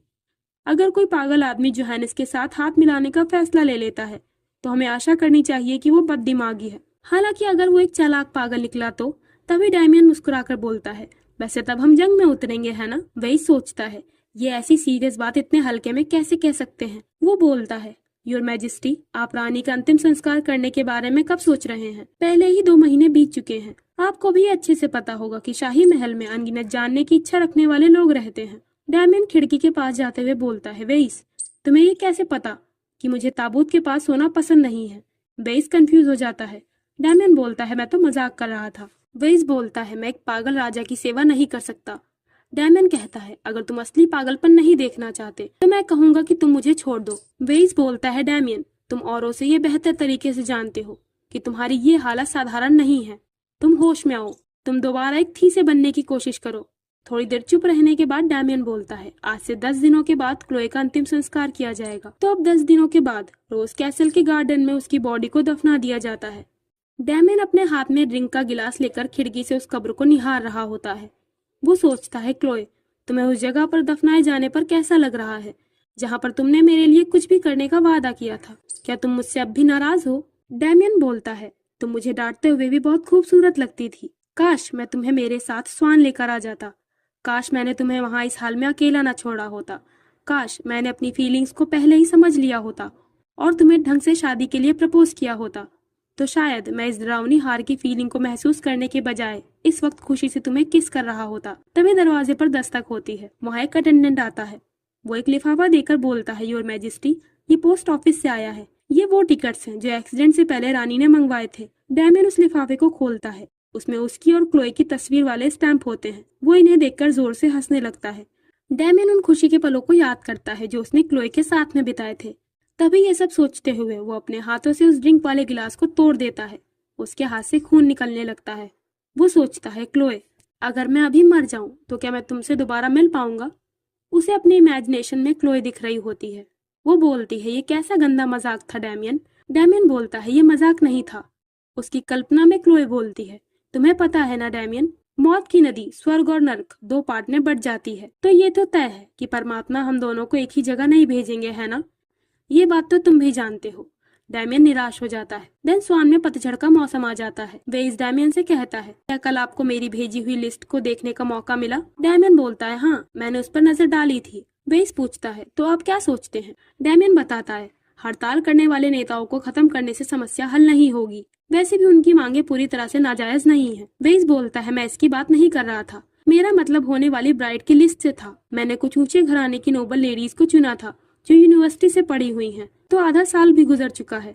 मेरा मानना है कि अब समय आ गया है कि अब दोबारा। तभी डैमियन उसकी ओर पलटकर बोलता है, वेइस, तुम मेरे लिए कोई ब्राइड क्यों नहीं चुन लेते? मैं अपनी प्राइम मिनिस्टर की चुनी गई लेडी से खुशी खुशी शादी कर लूंगा। वेइस बोलता है, आप अच्छा मजाक कर लेते हैं। डैमियन बोलता है, हाँ, ये मजाक था। वैसे तुम चिंता ना करो, मैं ध्यान से उस लिस्ट को देखूंगा और सबसे सही पर्सन को चुन लूंगा। वेइस कहता है, योर मैजेस्टी, आप प्लीज ऐसे मामलों में मजाक ना किया कीजिए। वैसे ये आपके लिए है। वो डैमियन को एक ग्रामोफोन देते हुए कहता है, ये एक नया ग्रामोफोन है और इसमें जूलियन गिलोट का एक म्यूजिक रिकॉर्डेड है। डैमियन पूछता है, क्या किसी दुकानदार ने फिर से तुम्हें ठग लिया? वेइस बोलता है, ऐसी कोई बात नहीं है। वो विंस बेरी का एक बिजनेसमैन था। मैंने इसे खरीदा क्योंकि आपको गिलोट म्यूजिक सुनना पसंद है ना? मुझे उम्मीद थी कि ये म्यूजिक कम से कम आपको सुकून तो देगा। डैमियन उस घटना को सोचता है जब वो क्लोए के साथ म्यूजिक सुनने गया था और क्लोए काफी खुश लग रही थी। दिन रात के समय शांति से वो उस ग्रामोफोन को अपने सामने रखकर बैठा होता है। डैमियन समर फेस्टिवल के पलों को याद करता है जब उसने कितनी खुशी से क्लोए के साथ में डांस किया था। तभी अचानक वो उस ग्रामोफोन को तोड़ देता है। वो बोलता है, नहीं, ये सही नहीं है। मेरा प्यार क्लोए, तुम ऐसे नहीं जा सकती। डैमियन बहुत दुखी होता है। वो नंगे पैर क्लोए की कब्र के पास आकर खड़ा हो जाता है। बाहर बारिश हो रही होती है। वो उसकी कब्र के नजदीक जाकर बोलता है, नहीं, तुम हमेशा के लिए नहीं सो सकती। डैमियन कब्र की मिट्टी हटाने लगता है। वो चिल्लाता है, क्लोए, तुम मुझसे नहीं भाग सकती। तुम्हें समझ आया ना? मरने पर भी तुम सिर्फ मेरी हो। वो ताबूत का पत्थर हटा देता है। उस बॉडी ने वही हार पहन रखा होता है। डैमियन उस हार को उसके गले से निकाल कर बोलता है, ये क्या? तुमने मुझे इतना नीच समझा? लेकिन फिर भी उस वक्त तुम थीसे खानदान का हार पहने हुए थी, ये कैसे पॉसिबल है? अटेंडेंट उसके लिए छाता लेकर आता है। डैमियन सख्त आवाज में बोलता है, वो लिस्ट, मुझे उन सारे मुसाफिरों की लिस्ट ला कर दो जो उस दिन ट्रेन पकड़कर यहाँ से गए थे। उसमें हर इंसान का रिकॉर्ड होना चाहिए। मुझे उस दिन थीसे से जाने वाले जानवर का भी रिकॉर्ड चाहिए। डैमियन सोचता है, हाँ, सारी चीजों का इस तरह खत्म होना बेतुका है। इससे कोई फर्क नहीं पड़ता कि दूसरे लोग मुझे पागल समझते हैं। एक बार जब मैं सारे फैक्ट्स को कंफर्म कर लूंगा तो मैं खुद को पागलपन के आगे झुकने दे सकूंगा। मैं इसे ऐसे ही खत्म होने नहीं दे सकता। मैं कोई लाचार हारा हुआ इंसान नहीं। मैं साबित करके रहूंगा, भले ही इसके लिए मेरी बची हुई जिंदगी सच्चाई को उजागर करने में ही क्यों ना बीत जाए। क्लोए वन थीसे, मुझे तुम्हें जिंदा ढूंढना ही होगा। तो इस तरह डैमियन को ये शक हो जाता है कि क्लोए जिंदा है। डैमियन गिल्स को गिरफ्तार करवाकर अपने सामने लेकर आता है। वो उसे देखकर मुस्कुराते हुए बोलता है, ईश्वर की सेवा करने वाला इंसान काफी थका हुआ दिखाई दे रहा है। गिल्स उससे रिक्वेस्ट करता है, प्लीज कम से कम आप मुझे लेडी क्लोए की कब्र पर फूल चढ़ाने की परमिशन दे दीजिए। डैमियन बोलता है, क्या फूल? वैसे ये थोड़ा मुश्किल हो सकता है। गिल्स बोलता है, पर वो क्यों? डैमियन बोलता है, क्योंकि मैंने उसकी कब्र खोद डाली है। गिल्स चिल्लाकर कहता है, तुम एक राक्षस हो। तुम कभी भी एक इंसान नहीं बन सकते। तुम्ही ने उन्हें मार डाला। वो इमोशनल हो जाता है। डैमियन अपने सैनिकों से बोलता है, मैं गिल्स से अकेले में बात करना चाहता हूँ। तुम लोग यहाँ से जा सकते हो। सैनिक वहाँ से चले जाते हैं। गिल्स डैमियन से पूछता है, तो बताओ, तुम्हें लेडी क्लोए को मारकर कैसा महसूस हो रहा है? तुमने उनका जीना हराम कर रखा था, तो क्या अब तुम्हें चैन मिल गया? डैमियन उसके नजदीक आते हुए बोलता है, नहीं। उसे मुस्कुराता हुआ देखकर गिल्स पूछता है, तुम किस बात के लिए इतना मुस्कुरा रहे हो? हाँ। डैमियन बोलता है, अच्छा, तो तुम्हें सच में ये लगता है कि क्लोए मर चुकी है? हाँ। डैमियन मॉन्स्टर्स की तरह जोर जोर से हंसने लगता है। वो बोलता है, तो इसका मतलब क्लोए अपने नौकर के साथ नहीं भागी है? हाँ, मुझे ये पता था कि मेरी पत्नी एक वफादार औरत है। गिल्स कहता है, क्या तुम्हारा दिमाग सच में खराब हो गया है? डैमियन उसके कानों के पास आकर बोलता है, गिल्स, क्या मैं तुम्हें एक राज की बात बताऊं? क्लोए मरी नहीं है, वो जिंदा है। क्या ये जानकर तुम्हें खुशी हुई? गिल्स मन में कहता है, इस इंसान का दिमाग शुरू से ही खराब था, पर लगता है अब यह पूरी तरह से सनक चुका है। वो बोलता है, लेडी क्लोए की मौत से इनकार करने पर तुम्हें तुम्हारे पापों से मुक्ति नहीं मिलेगी, समझे? मैं उनकी बची हुई अस्थियों को खोजूंगा और उन्हें वर्डियर स्टेट में जाकर दफना दूंगा। मैं उन्हें इस जगह पर अकेले नहीं छोड़ सकता। डैमियन बोलता है, तुम्हारा जो मन में आए वो करो, क्योंकि मैं क्लोए को वापस से जिंदा कर दूंगा। गिल्स क्लोए की कब्र के पास बैठा होता है। डैमियन गिल्स को खिड़की से देखते हुए सोचता है, क्लोए, शायद तुमने पहले ही सब कुछ देख लिया था, है ना? तुमने ये अंदाजा लगा लिया होगा कि मैं तुम्हारे अचानक मर जाने पर सवाल उठाऊंगा और गिल्स की तलाश करूंगा। इस बात से ये साफ होता है कि तुमने गिल्स के साथ हाथ क्यों नहीं मिलाया। तुम अपने वफादार अटेंडेंट की हर कीमत पर रक्षा करना चाहती थी। तुमने मेरे दिल को जलाकर राख कर दिया और अब मुझे अपनी हार का एहसास हो रहा है। क्लोए, अगर तुम्हारा यही फैसला है तो मैं इसे प्यार से सहन कर लूंगा। अगर तुम मेरे विश्वास का इम्तहान लेना चाहती हो तो मैं खुशी से तैयार हूँ, लेकिन एक बार जब मैं इस तूफान का सामना कर लूंगा और तुम्हें दोबारा से पालूंगा तो फिर तुम्हें इसकी कीमत अदा करनी होगी, माई वाइफ। अब हम एक साधारण गांव में क्लोए को देखते हैं। वो अपना नाम क्लोए से बदलकर क्लेयर रख लेती है। देन कुछ दिनों बाद डैमियन थीसे के महल में आ जाता है। उसके स्टडी रूम में सभी मेड्स एंड अटेंडेंट्स इकट्ठा हुए होते हैं। डैमियन क्लोए की मेड मार्गरेट से कहता है, वो तुम ही थी ना जिसने क्लोए की ओर से उसका लेटर पोस्ट किया था? मार्गरेट हिचकिचाकर बोलती है, जी हाँ, क्योंकि उस वक्त मैडम को महल से बाहर जाने की इजाजत नहीं थी। डैमियन बोलता है, मैं मानता हूँ कि उन लेटर्स के अंदर क्या था तुमने वो नहीं देखा होगा, पर तुमने ये तो जरूर देखा होगा कि वो किसके लिए थे। हाँ। मार्गरेट बोलती है, वो तो सिर्फ ग्रीटिंग्स के लेटर थे जो उन्होंने अपनी फैमिली को भेजा था। उनमें से कुछ लेटर्स राजधानी में राजा के लिए थे। डैमियन सोचता है, ये तो पक्की बात है कि उसने अपने परिवार को बताया होगा कि क्या होने वाला है, क्योंकि विस्काउंट वर्डियर का ठिकाना, जिनके बारे में कहा जाता है कि वो आग लगने की खबर सुनकर बेहोश हो गए थे और उन्हें एक हॉस्पिटल में भर्ती कराया गया, ये सब कुछ अभी भी राज बना हुआ है। यहाँ तक कि उसकी प्यारी बहन एलिस के लेटर्स भी अचानक आना बंद हो गए थे। डैमियन पूछता है, तुमने उन्हें आखिरी बार जिंदा कब देखा था? मार्गरेट बताती है, उस दिन शाम के 7 बजे थे। उन्होंने मुझे ऑर्डर दिया था कि आज मैं उनका बेड सेट ना करूं क्योंकि वो काफी बिजी थी। तभी डैमियन बोलता है, एक आखिरी सवाल, क्या तुम ये बता सकती हो कि एक मोमबत्ती को पूरी तरह से जलने में कितना वक्त लगता है? मार्गरेट बताती है, मेरे ख्याल से इसमें लगभग 4 घंटे लगते हैं। अब मार्गरेट सहित बाकी सभी अटेंडेंट्स वहाँ से चले जाते हैं। डैमियन सोचता है, शाम के 7 बजे क्लोए ने अपने मेड से आखिरी बार विदा ली थी। कुछ दूसरे सर्वेंट्स ने बताया होता है कि लगभग रात के 9 बजे मैडम झोपड़ी के सामने खड़ी होकर गरीब खाने में भेजे जाने वाली चीजों को खुद से जांच कर रही थी। डैमियन मन में बोलता है, उन सारी चीजों की अकेले जांच करने के बाद उसने जरूर उस झोपड़ी के अंदर जाकर सब अरेंजमेंट्स कर दिए होंगे और जिस इंसान ने उसकी मदद की वो जरूर वही है। अब वो पुरानी मेड एलिजा को अपने पास बुलवाता है। वो बोलता है, एलिजा, हम काफी दिनों बाद मिल रहे हैं। एलिजा बोलती है, ग्रीटिंग्स योर मैजेस्टी। डैमियन कहता है, मैं तुम्हें स्वांटन के राजा के तौर पर नहीं बल्कि एक ड्यूक के वारिस होने के तौर पर तुमसे एक सवाल पूछना चाहता हूँ, जिसके जन्म होने पर तुम्ही ने उसकी गर्भनाल काटी थी। एलिजा बोलती है, आप पूछिए माय लॉर्ड। डैमियन पूछता है, तो बताओ मेरी पत्नी कहाँ पर है? एलिजा बिना हिचकिचाए बोलती है, मुझे इस बारे में नहीं पता। डैमियन कहता है, क्या तुम सच बोल रही हो एलिजा? एलिजा बोलती है, मुझे अपनी जान की परवाह है। मैं इतनी भी बेवकूफ नहीं हूँ कि मैं उस आदमी के कैरेक्टर को ना जानती हूँ जिसे मैं नहीं पाला है। डैमियन कहता है, जब तुम्हें थीसे के महल से बाहर निकाल दिया गया था तो डचेस की सिफारिश लेटर पर तुम्हें हॉस्पिटल में नौकरी करने की परमिशन मिल गई थी। तो तुम ही वो इंसान रही होगी जो एक लावारिस डेड बॉडी को सीक्रेट तौर पर महल तक लेकर आई। तुमने लंबे समय तक महल की अरेंजमेंट्स की सत्ता संभाली है, तो इसीलिए तुम्हें इस मामले को निपटाने में ज्यादा परेशानी नहीं हुई होगी, है ना? किसी को इस बात के बारे में नहीं पता चल सका कि उन जांच करने वाले सामान में एक लाइफलेस बॉडी भी थी। इस बात का पता किसी को नहीं था सिवाय तुम्हारे और उसके। तो बताओ, क्या मैं गलत हूँ? एलिजा बोलती है, नहीं, आप बिल्कुल सही हैं योर मैजेस्टी। तो आखिर मानना पड़ेगा, डैमियन सच में खतरनाक है। उसने पूरी घटना जान ली कि क्लोए ने कैसी प्लानिंग की थी। वैसे वो ऐसे ही एक मामूली ड्यूक से देश का राजा थोड़े ही बन गया है। खैर, वो गुस्से से बोलता है, एलिजा मैं तुम्हें सिर्फ एक मौका और दे रहा हूँ। मैं दोबारा से पूछता हूँ, क्लोए इस वक्त कहाँ पर है? एलिजा बताती है, मुझे नहीं मालूम, उन्होंने मुझे ये नहीं बताया था। मुझे यकीन है कि वो नहीं चाहती थी कि उनकी वजह से दूसरों को कोई नुकसान पहुंचे। डैमियन बोलता है, पर मैंने उस दिन तुम्हें रेलवे स्टेशन पर देखा था। तुम्हें पहले से ही पता था कि वो क्या प्लान कर रही है ना? एलिजा कहती है, मैं खुद अपनी इच्छा से रेलवे स्टेशन गई थी। मैंने उनके कहे अनुसार अपना काम कर दिया था और मुझे भी वही शक था जो आपको था। जैसे ही लेडी क्लोए ने मुझे देखा, वो भागने की कोशिश करने लगी, पर मैंने उन्हें रोक लिया। मैंने उन्हें अपना लंबा कोट पहना दिया था और उसके हुड से उनका चेहरा छिपा दिया। फिर मैंने उनकी ट्रेन पर चढ़ने में उनकी मदद की। मुझे उम्मीद थी कि उनका सफर अच्छा होगा।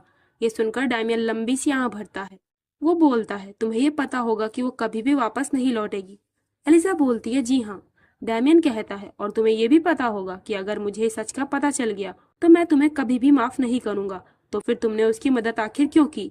एलिजा बोलती है, अगर मैं बताऊं तो क्या आप इसे समझ पाएंगे यंग मास्टर? अगर मैं कहूँ कि मैंने उनकी मदद की क्योंकि मैं एक इंसान हूँ तो? देन मेड एलिजा ये सब बताकर वहां से चली जाती है। डैमियन अपने स्टडी रूम में होता है। वो अपनी वही फोटो के पीछे वाली सीक्रेट अलमारी को खोलता है। उस अलमारी में अब उन कागजात के साथ कुछ और भी रखा होता है। डैमियन उसे देखकर हंसने लगता है। अलमारी के अंदर वही ब्रेस रखा होता है जो डैमियन ने क्लोए को प्रेजेंट के तौर पर दिया था। ये खुद क्लोए ने यहाँ रखा होता है। वो सोचता है, थीसे की एक भी निशानी को अपने साथ लिए बगैर क्लोए वर्डियर यहाँ से चली गई। उसके पंख तोड़ देने के बाद मैं उसे जुड़ना चाहता था, लेकिन खुद उसने मेरी ये गलत धारणा ही तोड़ दी कि उसका पैर कभी भी उसे यहाँ से जाने से नहीं रोकेगा। तुम्हें पता था ना क्लोए, तुमने पहले ही अंदाजा लगा लिया था कि मैं खोजबीन करके आखिर यहाँ तक पहुँच ही जाऊंगा। मैंने तुमसे एक बार पूछा था कि बिना कोई सवाल पूछे तुम किसी को कैसे जान सकते हो। तब तुमने कहा था, मैं लोगों को नेचुरल तौर पर जानना चाहूंगी। उस वक्त मुझे लगा कि ये दुनिया का सबसे बेवकूफी भरा जवाब है। पर क्लोए, तुमने तो मुझे मुझसे भी बेहतर तरीके से समझ लिया है ना। जब तुमने इस टूटे हुए ब्रेस को मेरी तिजोरी में रखा होगा तो तुमने ये इमेजिन किया होगा कि जब मुझे इस बारे में पता चलेगा तो गुस्से से मेरी हालत कैसी हो जाएगी। वो आंख भरकर बोलता है, क्लोए, क्या मैं अभी भी उतना ही एक्साइटेड हूँ मुझे पूरी तरह से तोड़ देने के लिए? तुम्हारा शुक्रिया माय लव। वो उस ब्रेस को किस कर लेता है। वो मन में बोलता है, मुझे उम्मीद है तुम ये देखने को एक्साइटेड होगी कि कैसे डैमियन अर्नेस्ट वन थीसे टूटने के बाद एक बार फिर तुम पर अपना दावा करेगा। अब क्लोए के थीसे स्टेट से चले जाने के 1 साल बाद जेन वायर शहर, जो कि डची ऑफ कार्टर के साउथ एरिया में है, क्लोए वहां पर होती है। डची ऑफ कार्टर की स्वांटन देश के साथ अच्छे रिश्ते नहीं हैं और कार्टर देश ने ही डैमियन के राजा बनने पर जोहानिस को पनाह दी थी, इसीलिए उनके बीच दुश्मनी सा व्यवहार है। वहाँ के एक घर में एक औरत बोलती है, अगर तुम ना होती क्लेयर तो अब तक हमारी सोफी शायद पहले ही भाग गई होती और उसने जुड़वा बच्चों को जन्म दे दिया होता। मैं बहुत आभारी हूँ कि तुम उसकी गवर्नेस हो। क्लोए कहती है, वो तो सिर्फ एक 10 साल की बच्ची है। तो क्लोए थीसे से आकर डची ऑफ कार्टर के शहर में रह रही होती है। वो यहाँ अपना नाम क्लियर रखकर एक बच्ची सोफी की गवर्नेस के तौर पर काम करना शुरू कर देती है। सोफी की मॉम बोलती है, ये तो मैंने बस ऐसे ही कह दिया, पर वो कुछ ज्यादा ही शरारती है। क्लोए बोलती है, बच्चे ऐसे ही होते हैं। मुझे जलन हो रही है कि आपका इतना प्यारा और हेल्दी बच्चा है। बाहर बारिश होने लगती है। सोफी की मॉम सोफी को अंदर बुलाने लगती है। क्लोए सोचती है, 1 साल बीत चुका है, इसके बावजूद अभी भी मुझे वो महसूस होता है। शायद हमारा अलग होना तय था। उस तूफानी रात में जब मुझे तुम्हारा राज पता चला, तुम्हारे इस धोखे के बावजूद मैं इस भरोसे पर अड़ी रही कि जब तक मेरा बच्चा मेरे पास है सब कुछ ठीक रहेगा। इसीलिए मैंने ये सब सहन किया, भले ही मुझे दर्द महसूस हुआ, लेकिन जब मैंने अपना बच्चा खो दिया, जो कि मेरी आखिरी उम्मीद था, मेरी सारी आशाएं टूट गईं। डैमियन, अगर तुम्हारे मन में मेरे लिए रत्ती भर भी इज्जत होती तो उस दिन मुझे आई लव यू कहने के बजाय तुम मुझसे सच्चे दिल से माफी मांग लेते, लेकिन तुमने ऐसा कुछ भी नहीं किया। उसी वक्त मेरे सब्र का बांध टूट गया। मैं डर से नहीं बल्कि उम्मीद की वजह से कांप रही थी। उस दिन जिंदगी में पहली बार मुझे जबरदस्त चाह हुई कि मैं तुम्हारी गहरी निराशा का कारण बन जाऊं, और मैं विंसबरी तक पहुंचने में कामयाब रही। तो क्लोई ने थीसे से निकलने से पहले एलिस को लेटर लिखा होता है। एलिस, मैं हमारी माँ की बरसी के दिन विंसबरी के पोस्ट ऑफिस पर तुम्हारा इंतजार करूंगी। अब हम वो सीन देखते हैं जब क्लोए विंसबरी जाकर एलिस से मिलती है। एलिस बोलती है, तुम्हारा सफर कैसा रहा क्लोए? एलिस के साथ में उसका छोटा बेबी भी होता है। एलिस क्लोए को बताती है जिस आदमी एडी के लिए वो घर से भागी थी, वो कोई देहाती नहीं बल्कि डची ऑफ कार्टर का छिपा हुआ वारिस था, जिसका नाम अर्नॉल्ड डी कार्टर है, और अब वो कार्टर देश का राजा बन चुका है। क्लोए, क्या तुम यकीन कर सकती हो? वो कहता है कि वो मुझसे दुनिया में सबसे ज्यादा प्यार करता है, फिर भी उसने अपने फियांसे के साथ सगाई कर ली और उसने मुझे यहाँ छिपा कर रखा है। काश मैं उसे मार पाती। एलिस रोते हुए बोलती है, मैं हर दिन उसके मरने की प्रार्थना करती हूँ। मैं तो बस खुश रहना चाहती थी। लेकिन वो क्लोए को अपने साथ में रुक जाने को कहती है, पर क्लोए मना कर देती है, क्योंकि एलिस उस आदमी का बेसब्री से इंतजार कर रही थी जिससे वो बेहद नफरत करती है। क्लोए सोचती है, मैं आत्मनिर्भर हूँ, किसी से एक ही समय पर नफरत और प्यार करना, मैं इस फीलिंग को सहन नहीं कर सकती। अब प्रेजेंट टाइम में सोफी क्लोए के पास आकर बोलती है, मिस क्लेयर, चर्च जाने का टाइम हो गया। आज चर्च में एक नया मिशनरी आने वाला है। फॉर एडिशनल इन्फॉर्मेशन, मिशनरी एक धर्म प्रचार करने वाले पर्सन को बोला जाता है जिसे क्रिश्चियनिटी में धर्म प्रचार करने के लिए एक जगह से दूसरी जगह पर भेजा जाता है। क्लोए सोफी के सर पर हाथ रखकर कहती है, ठीक है, चलो हम चलते हैं सोफी। बाहर बारिश हो रही होती है। क्लोए, सोफी और उसकी मॉम घोड़ा गाड़ी से चर्च जा रहे होते हैं। उसकी मॉम बोलती हैं, बारिश रुकने पर गर्मी और ज्यादा बढ़ जाएगी। मिस क्लेयर, पिछले साल आपको भयानक गर्मी का सामना करना पड़ा था, वो बहुत असहनीय था, है ना? क्लोए कहती है, मुझे ऐसा नहीं लगता, मुझे सर्दी के बजाय गर्मियाँ ज्यादा पसंद है। ये सुनकर सोफी की मॉम थोड़ा हैरान हो जाती हैं। वो बोलती हैं, वैसे क्या आपने ये खबर सुनी? स्वेटन देश के राजा थीसे जल्द ही अपनी नई रानी के साथ शादी करने वाले हैं। उन्होंने अपनी मरी हुई पत्नी का अंतिम संस्कार बहुत लंबे समय तक टाल रखा था, फिर भी 1 साल से कम समय बाद ही वो दोबारा से शादी कर रहे हैं।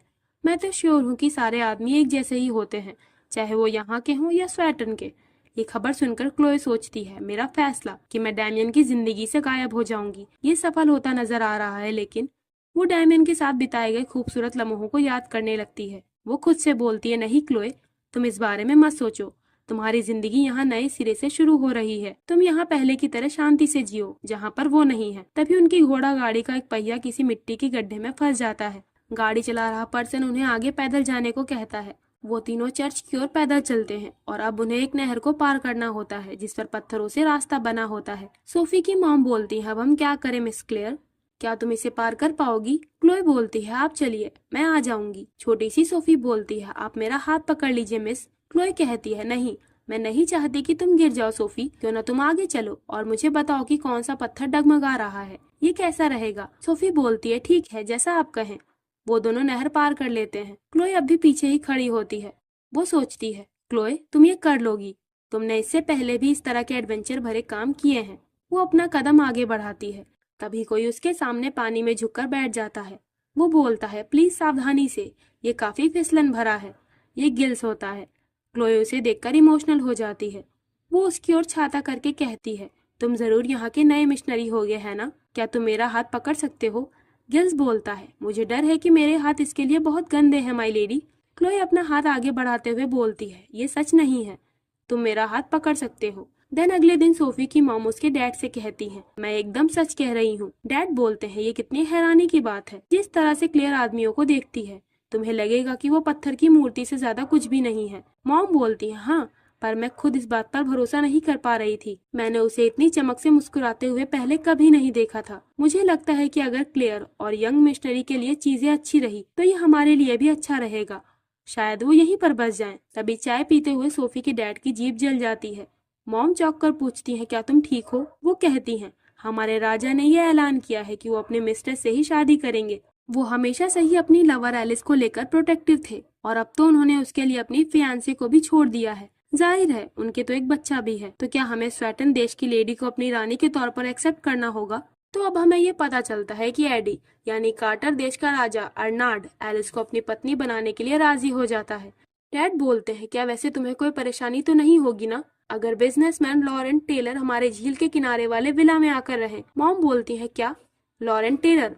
वो तो वही ग्रामोफोन का बिजनेसमैन है जो स्वेटन से है ना? लेकिन वो स्वेटन से है, इसीलिए मुझे इससे आपत्ति है। डैड कहते हैं, पर सोफी की गवर्नेंस भी तो स्वेटन से है, तो फिर? मॉम बोलती है, वो बात अलग है, समझे? सोफी के डैड बताते हैं, वो बिजनेसमैन हमारे यहाँ 3 दिनों में होने वाले बाजार में पहुँचने का प्लान कर रहा है। वो बहुत चालाक बिजनेसमैन है, इसीलिए उसके साथ जान पहचान बनाने में कोई हर्ज नहीं है। मॉम बोलती है, अगर आप कहेंगे तो वो वहाँ रह सकता है। वैसे मैं तो ये सोच रही हूँ कि क्लेयर की डेट कैसी चल रही होगी। क्लोए बाहर बेंच पर बैठी होती है, तभी गिल्स वहाँ आकर उसे कुछ फूल देते हुए बोलता है, क्या आप काफी देर से मेरा इंतजार कर रही हैं माय लेडी? क्लोए कहती है, नहीं, मुझे इंतजार करते हुए ज्यादा समय नहीं हुआ है। गिल्स कहता है, ये जगह उस जगह से काफी अलग है जहाँ हम पले बड़े हैं, है ना? क्लोए बोलती है, यहाँ के लोग भविष्य की चिंता करने के बजाय प्रेजेंट टाइम को पूरी तरह से खुशनुमा बनाने की कोशिश करते हैं। गिल्स पूछता है, माय लेडी, क्या आप यहाँ पर खुश हैं? क्लोए बोलती है, मैं मौत के कगार से वापस आई हूँ। बेशक मैं खुश हूँ। गिल्स बोलता है, बस मुझे यही सुनना था। क्लोए कहती है, तुम अभी भी पहले की तरह बहुत इमोशनल हो गिल्स। गिल्स बोलता है, मैं रो थोड़े ही रहा हूँ। क्लोए बोलती है, तो फिर तुम्हारी आंखें लाल क्यों हैं? क्लोए उन फूलों को देखकर थीसे के समर फेस्टिवल को याद करती है, जब डैमियन ने उससे कहा था कि उसे कभी भी किसी लेडी ने फूल नहीं दिया है और वो क्लोए के फूलों का इंतजार करेगा। गिल्स बोलता है, माय लेडी, आप किस बारे में सोच रही हैं? गिल्स थोड़ा परेशान दिख रहा होता है। क्लोए कहती है, मैं तो बस यही सोच रही थी कि तुमने मुझे जो फूल दिए हैं वो कितने खूबसूरत हैं। गिल्स बोलता है, ये तो बस जंगली फूल है जो मैंने एक नदी के किनारे से तोड़े हैं। क्लोए पूछती है, गिल्स, तुमने एक मिशनरी बनने का फैसला कैसे ले लिया? मुझे नहीं पता था कि तुम्हें थियोलॉजी में इतना इंटरेस्ट है। गिल्स बताता है, मैं ये समझना चाहता था कि लोगों को दुख क्यों सहना पड़ता है। जब मैंने आपके बारे में सुना तो मुझे ये महसूस हुआ कि मैं आपको बचाने के लिए कुछ भी नहीं कर पाया, जिससे मुझे बहुत दुख पहुंचा। मैं ये गिल्ट सहन नहीं कर पाया कि जब मुझे मौका मिला तो मैंने आपका हाथ पकड़कर भागने का हौसला नहीं किया।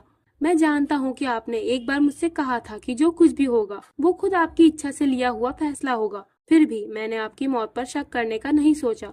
क्लोए कहती है, मैं चाहती थी कि तुम ये यकीन कर लो कि मैं मर चुकी हूँ, क्योंकि अगर तुम्हें ये पता होता कि मैं जिंदा हूँ तो तुम कभी भी हार ना मानते। तुमने मुझे बचाने के लिए अपनी पूरी कोशिश की होती, यहाँ तक कि तुम अपनी जान की बाजी तक लगा देते।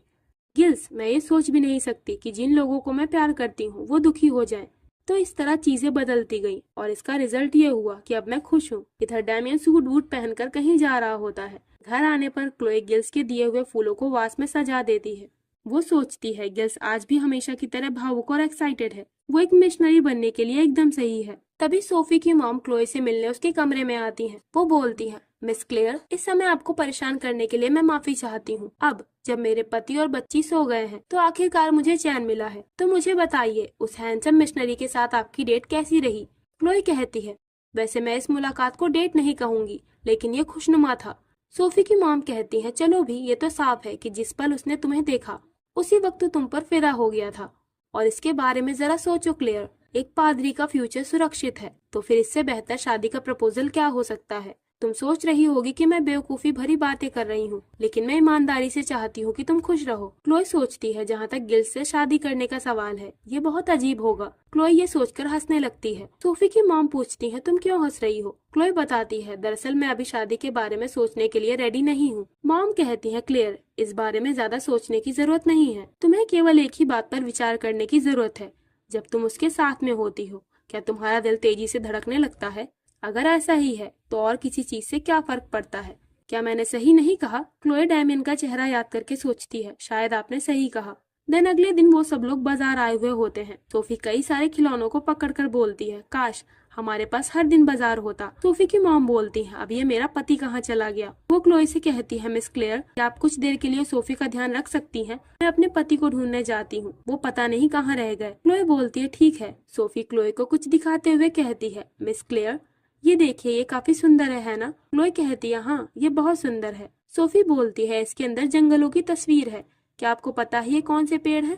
क्लोए थोड़ा उदास होकर बताती है, ये बर्च के पेड़ हैं। सोफी बोलती है, ये जरूर एक म्यूजिक बॉक्स है। आपको क्या लगता है इससे म्यूजिक बजेगा? क्लोए कहती है, तुम इसकी चाबी घुमाने की कोशिश करो। सोफी उस म्यूजिक बॉक्स की चाबी घुमाती है और उसमें से म्यूजिक बजने लगता है। क्लोए वो म्यूजिक सुनकर थीसे के समर फेस्टिवल को याद करती है। वो डैमियन के साथ डांस कर रही थी। वो सोचती है आखिर ये वही म्यूजिक क्यों है। तभी सोफी की मॉम अपने हस्बैंड के साथ आते हुए कहती है, मिस क्लेयर, आखिर मैंने इन्हें ढूंढ लिया। मुझे इन्हें ढूंढने के लिए कुछ ज्यादा ही दूर जाना पड़ा। सोफी की मॉम बोलती है, हमें माफ करना क्लेयर, मेरे पति ने कहा कि इन्हें हमारे विला में ठहरने वाले मेहमान का स्वागत करने जाना है। दरअसल ये स्वेटन से हैं। रुको, मैं अभी तुम्हें इनसे मिलवाती हूँ। क्लोए का दिल जोरों से धड़कने लगता है। सोफी की मॉम बोलती है, क्लेयर, ये मिस्टर लॉरेंट टेलर है। ये एक फेमस बिजनेसमैन है। वो बिजनेसमैन लॉरेंट सर झुकाकर बोलता है, मैं आपको इंतजार कराने के लिए माफी चाहता हूँ। मैंने आपके कहे अनुसार सही से सारे मामले सुलझा लिए, लेकिन लगता है मैं थोड़ी देरी से यहाँ पर पहुंचा हूँ। तो ये और कोई नहीं बल्कि डैमियन ही होता है, जो अपनी असली पहचान छिपाकर आखिरकार क्लोए तक पहुंच ही जाता है। क्लोए को अपने सामने साक्षात डैमियन को देखकर बड़ा वाला झटका लग जाता है। उसे याद आता है कि उसने आखिरी बार डैमियन को भेजे गए लेटर में लिखा था कि आप अच्छे से अपने सारे मामले निपटा लेंगे और हम दोनों जल्द ही मिलेंगे। पर डैमियन को यहाँ दूसरे देश डची ऑफ कार्टर में देखकर वो शॉक्ड हो जाती है। और इसी के साथ इस स्टोरी का सीजन 2 भी यहाँ पर एंड हो जाता है। वैसे अगले सीजन 3 में इस स्टोरी की एंडिंग हो जाएगी। तो आप लोग अगले पार्ट के लिए एक्साइटेड रहना। मैं जल्द ही अगला पार्ट भी लेकर आऊंगी। और इसी के साथ हम इस पार्ट को भी यहाँ पर एंड करते हैं।